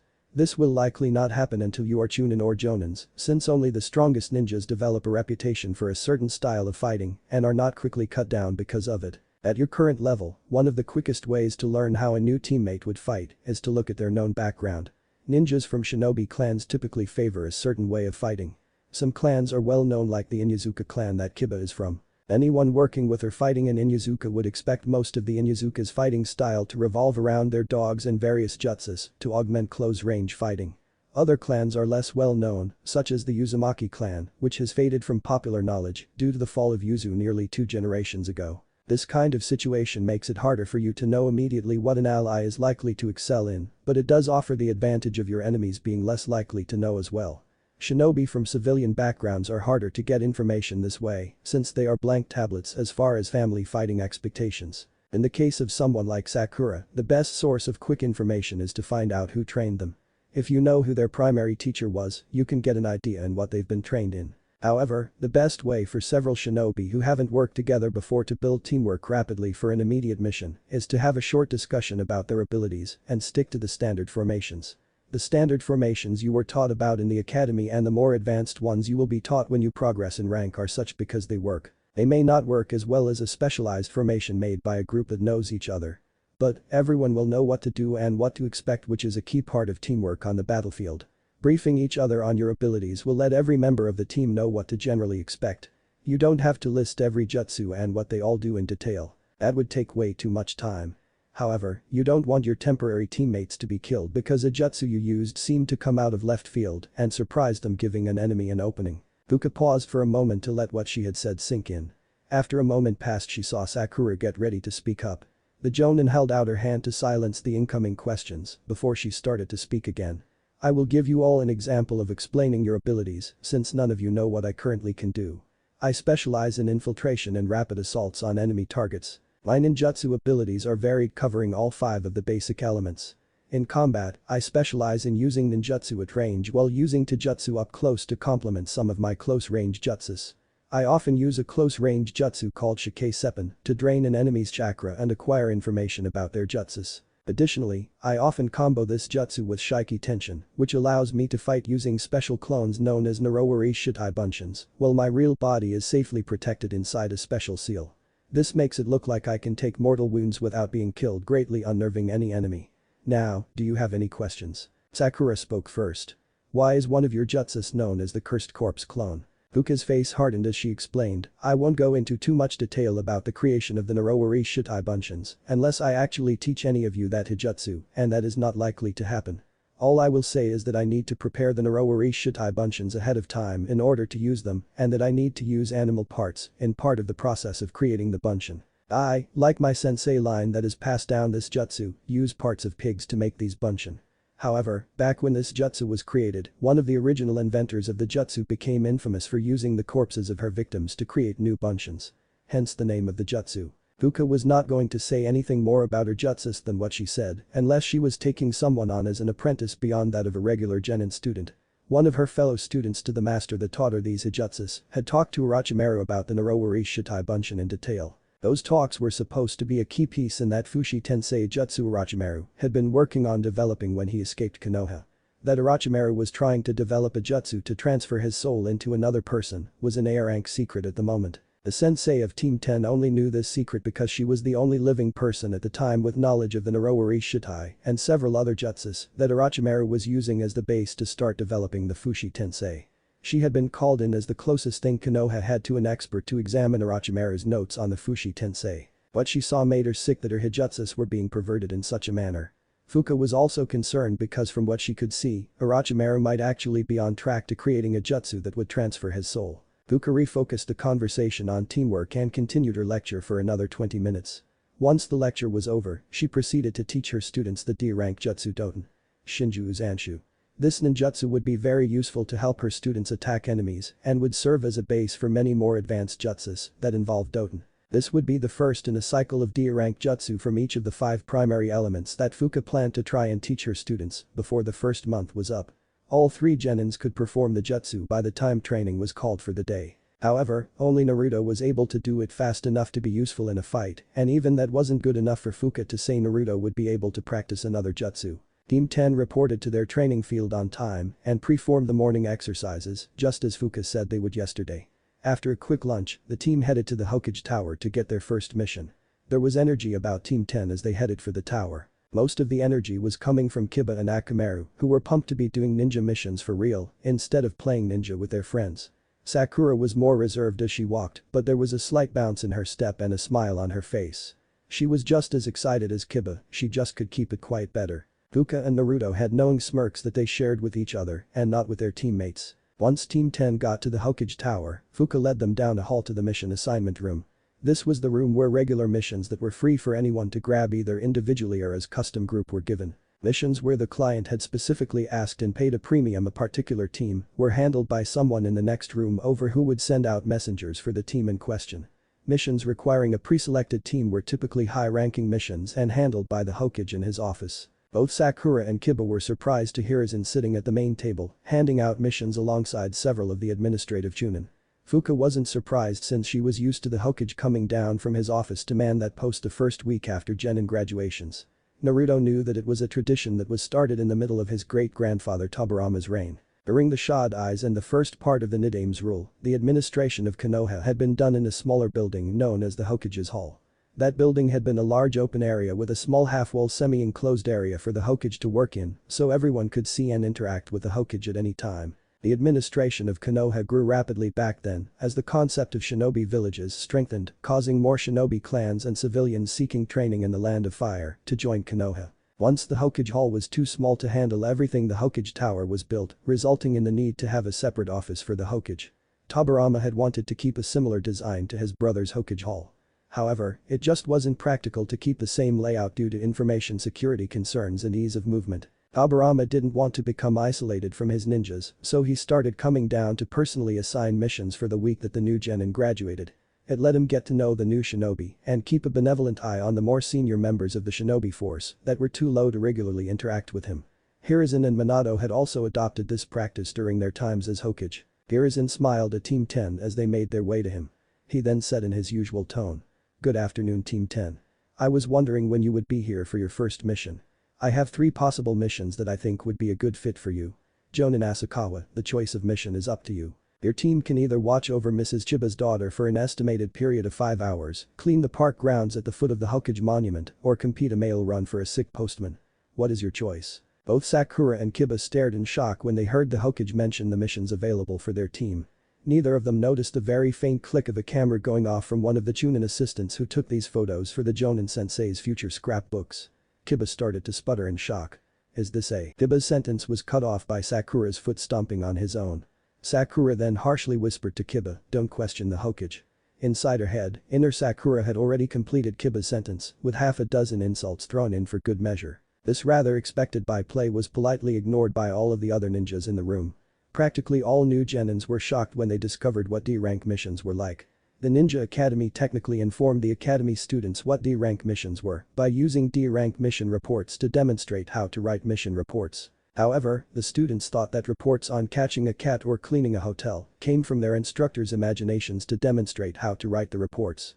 The regular students never knew that they were looking at actual mission reports from the previous decade. Fuka quickly made up her mind. "I'll take the mission to clean park grounds." Hiruzen quickly made some notes on the assignment paperwork and then handed Fuka a small laminated card with the mission details.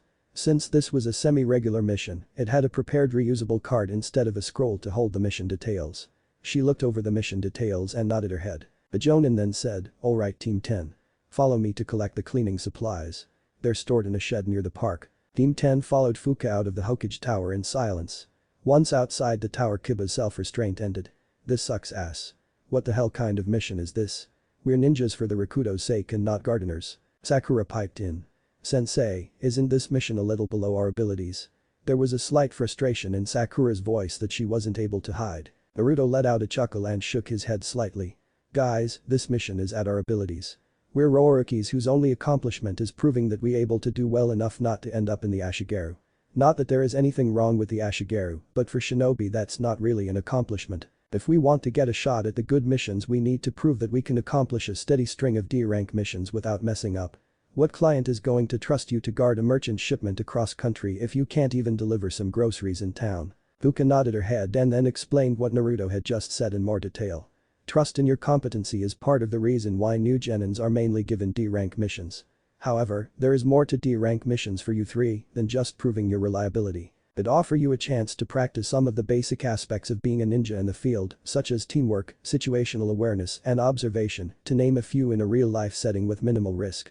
D-rank missions serve a PR role to bring the Konoha ninjas closer to the civilians. Mainly this is within Konoha's hand, but it also helps to keep tensions from forming with the lords and civilians of the surrounding haunts as well. The Jonin paused for a moment and her face got a faraway look for a split second. She then continued on in a slightly somber mood. There is one more aspect to the D-rank missions, and it is not something that most shinobi think about until it is necessary, even though it is extremely important. D-rank missions give you the necessary skills to blend in as civilians for a short time. Whether it is for collecting information, getting close to a target, being a hidden guard, or lying low after part of a mission, has put everyone on high alert. The ability to blend in can't save your life. Most people don't think about the gardener unless he messes up the lawn. To nobles, the help is invisible and thus a perfect place for either an assassin or a guard to hide. You don't have to do the job perfectly. However, the ability to do various civilian chores is very important. That's one of big reasons why the Shodai created D-rank missions. This quick tag team lecture calmed Sakura and Kiba's tempers over getting stuck cleaning up a park. They were still sore about everything, but they could accept it. Naruto didn't make any further comments about the duo's reactions. He had known for years about the truth about D-rank missions and rookie Genin team's place on the mission totem pole. If it wasn't for Ima Sophia, Naruto was sure that he would be protesting just as vocally if not more than Kiba had. Team 10 completed the mission and wrote the appropriate after-mission reports 4 hours after they arrived at the park. Fuka collected her students' reports to add to her own report. She gave them a look over to make sure that there wasn't anything wrong or missing from the reports. These might only be one-page standard D-rank mission reports, but they were her students' first official mission report and they would be going into the official records of the village. Kiba's report was good, but his handwriting was really poor. This was a minor irritant as there were jonins with worse handwriting. Sakura's report was crisp with wonderful handwriting. No doubt it would be up for consideration in a decade as an example for academy students on how to write a mission report. Naruto's report read more like a jonin instructor's report without the training observations. This was probably due to his genetic memories of writing mission reports. Once Fuka was done reviewing the reports, she turned to her students and spoke. Good job you three on your first mission. This concludes our team activities for the day. If you wish to pursue independent training this evening you may. However, I want you three to remember that tomorrow is a full team training day, so don't do any training today, that will make it hard to do tomorrow's training. Sakura, I want to speak to you in private before you leave today. Sakura blinked her eyes and replied, yes sensei. She then said her goodbyes to Naruto and Kiba. Kiba said that he was going to try and do some training at home.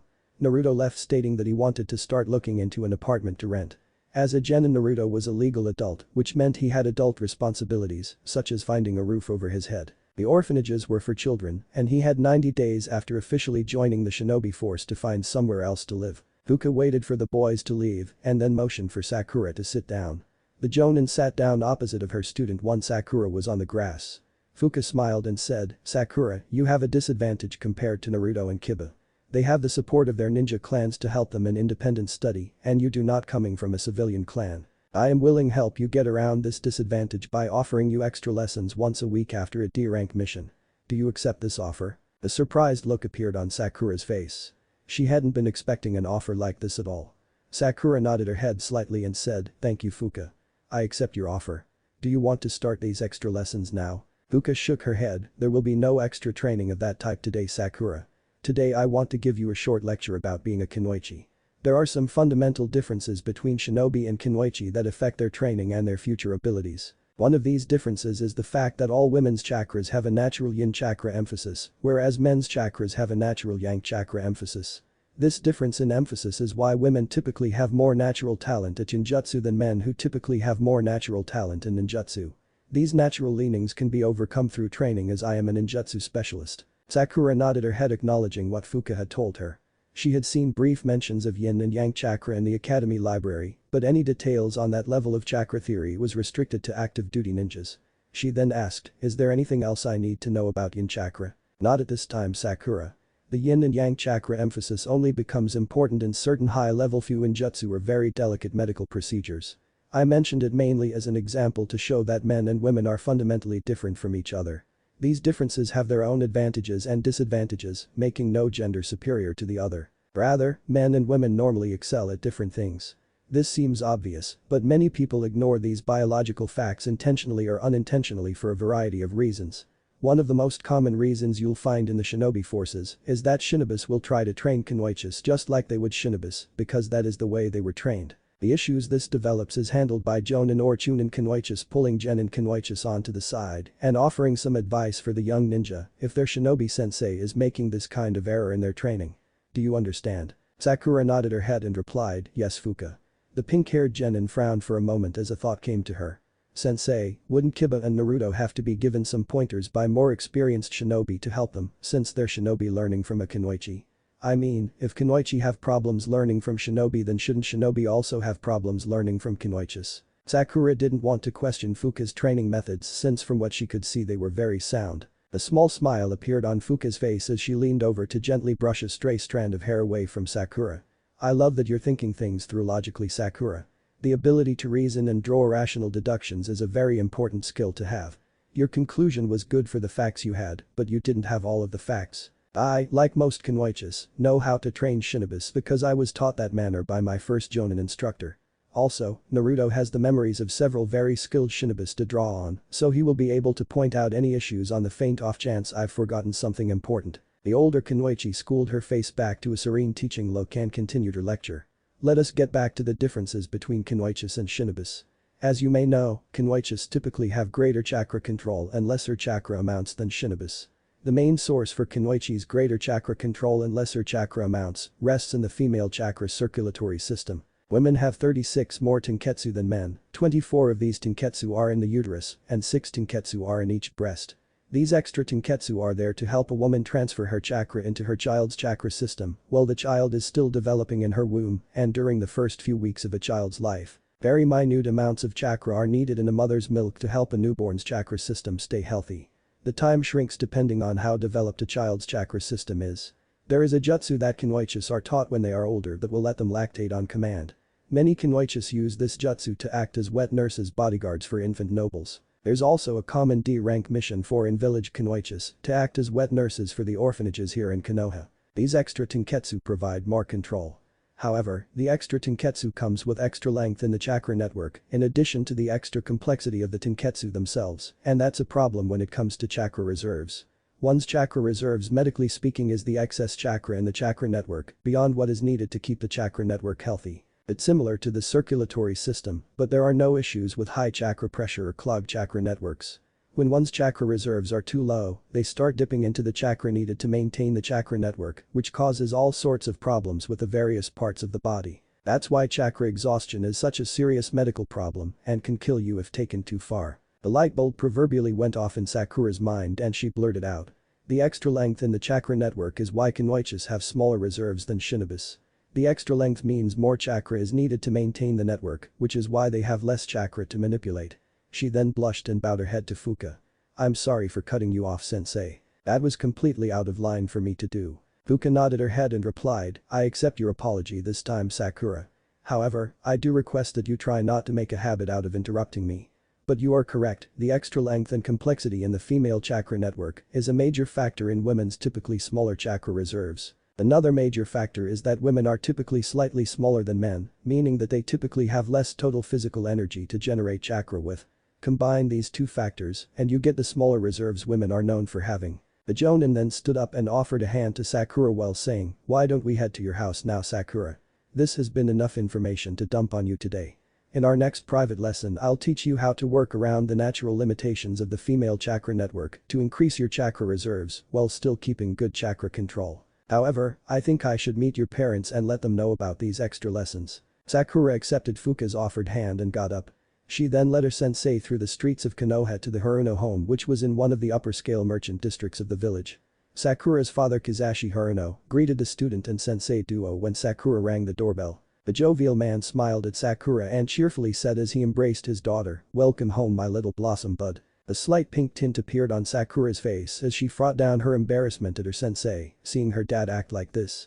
Sakura was saved from further embarrassment when her mother Miyuki Haruno came walking out to the kitchen and down the hallway to the front door. Miyuki called out, control yourself dear. Sakura isn't a little girl anymore. Kizashi turned to look at his wife while still hugging Sakura. It doesn't matter how old Sakura gets. She'll still be my sweet little blossom bud to me. Kizashi then turned to look at Fuka and said, hello there. Would you please introduce yourself? My name is Kizashi Haruno, and this is my lovely wife Miyuki and my sweet daughter Sakura, who I think you already know. Fuka smiled and bowed her head politely. It is wonderful to meet you Mr. and Mrs. Haruno.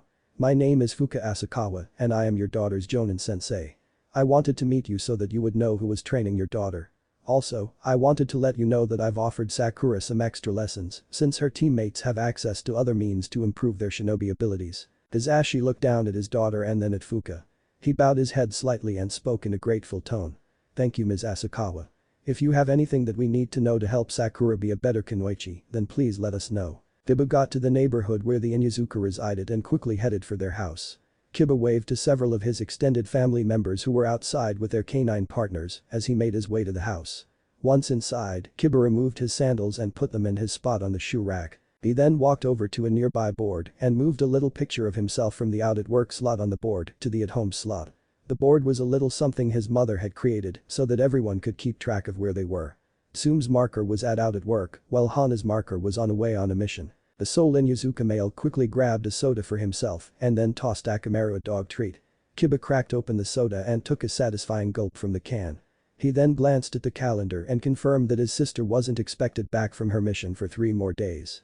His eyes left the calendar looking for something to do as he continued to down his soda. Part of Kiba wanted to do some extra training with Akamaru. However, his mother had been insistent that he not train in any of the Inyazuka jutsus without her supervision or the supervision of his sensei.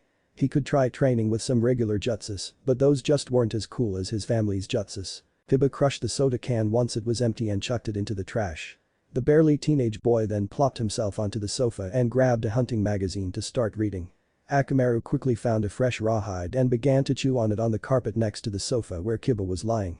Once Kiba finished the first magazine he put it down and grabbed another from a nearby pile. This magazine was an outdoors magazine, so it didn't have as many articles to interest Kiba.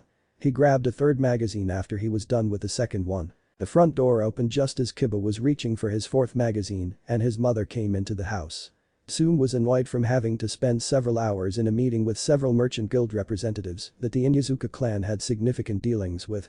Tsume was never one to haggle with merchants, and some of the representatives had been particularly quarrelsome. The dog food merchant was particularly troublesome with his trying to get rid of the brand of dog food that the Inyazuka needed for their dogs in favor of a more popular brand. Who cared if the brand was popular or not?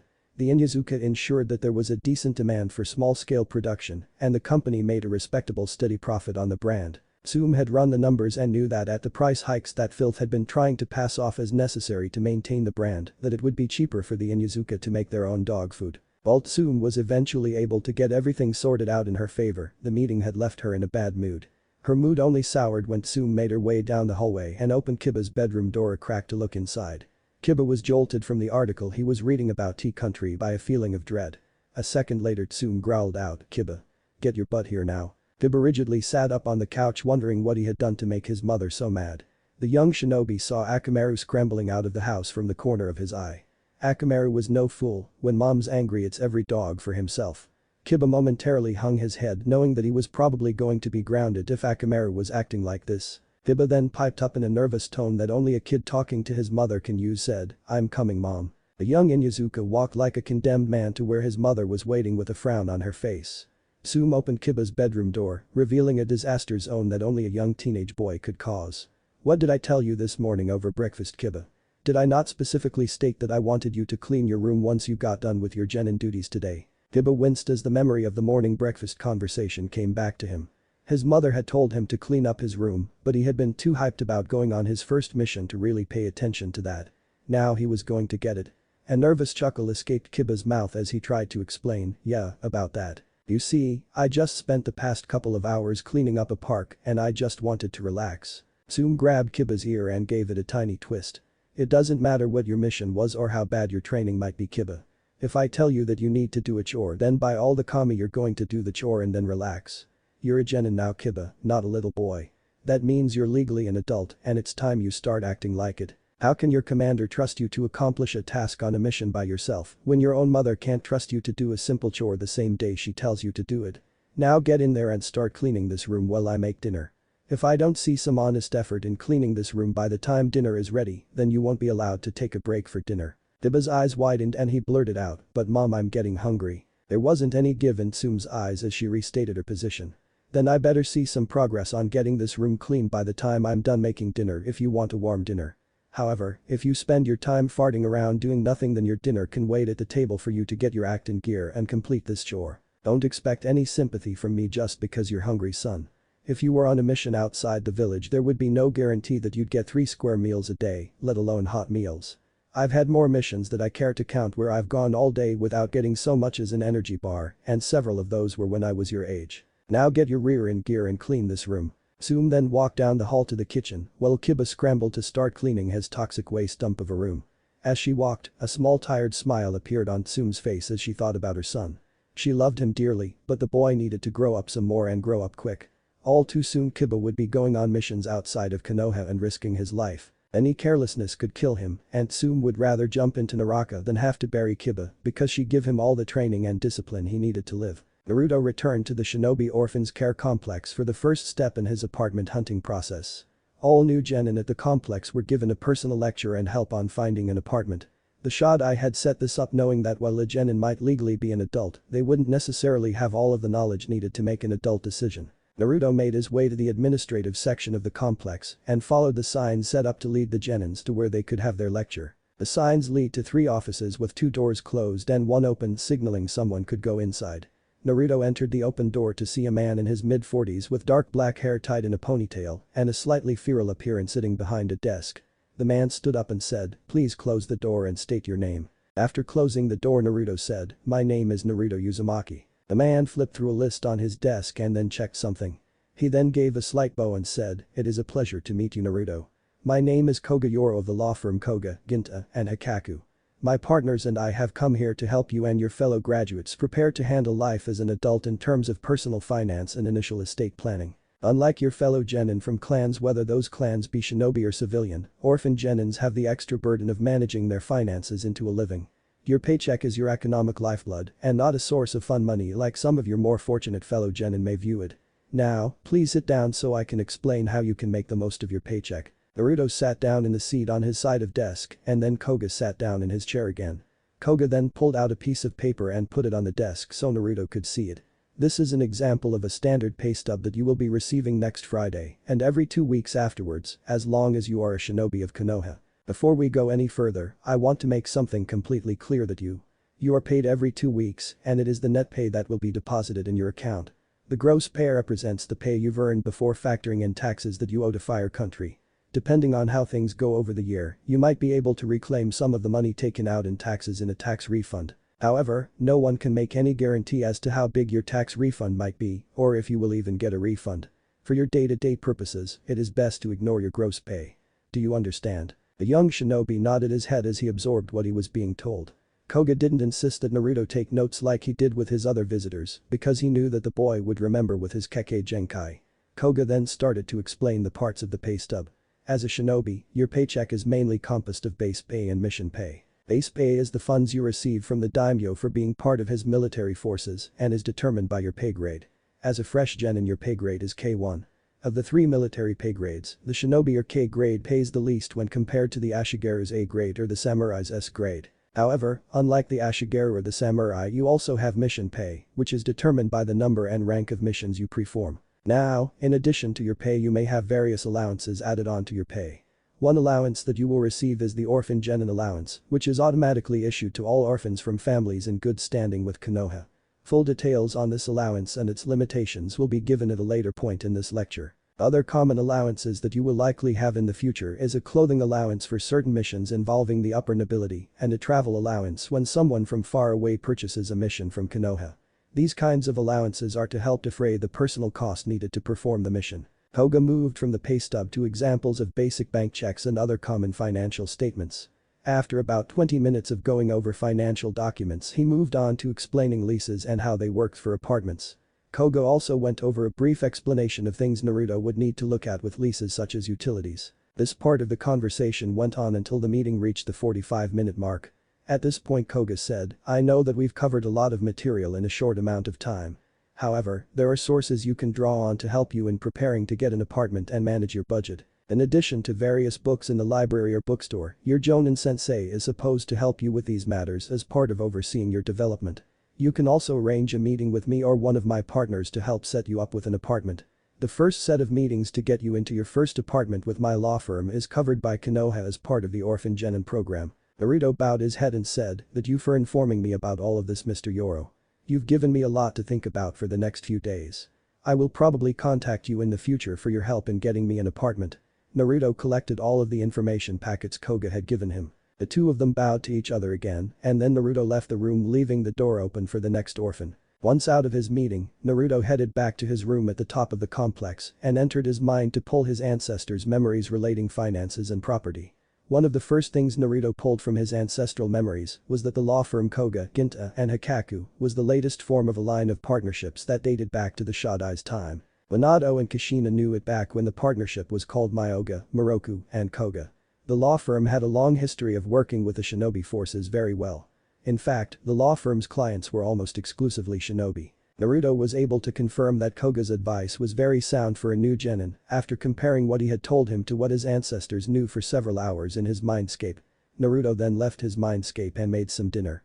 After having dinner and cleaning up the dishes, Naruto wrote down a few ingredients to his growing shopping list for his off day. Then he had to clean his bathroom before he was able to take an hour to relax. Soon enough, Naruto's self-appointed bedtime came and he tucked himself into bed.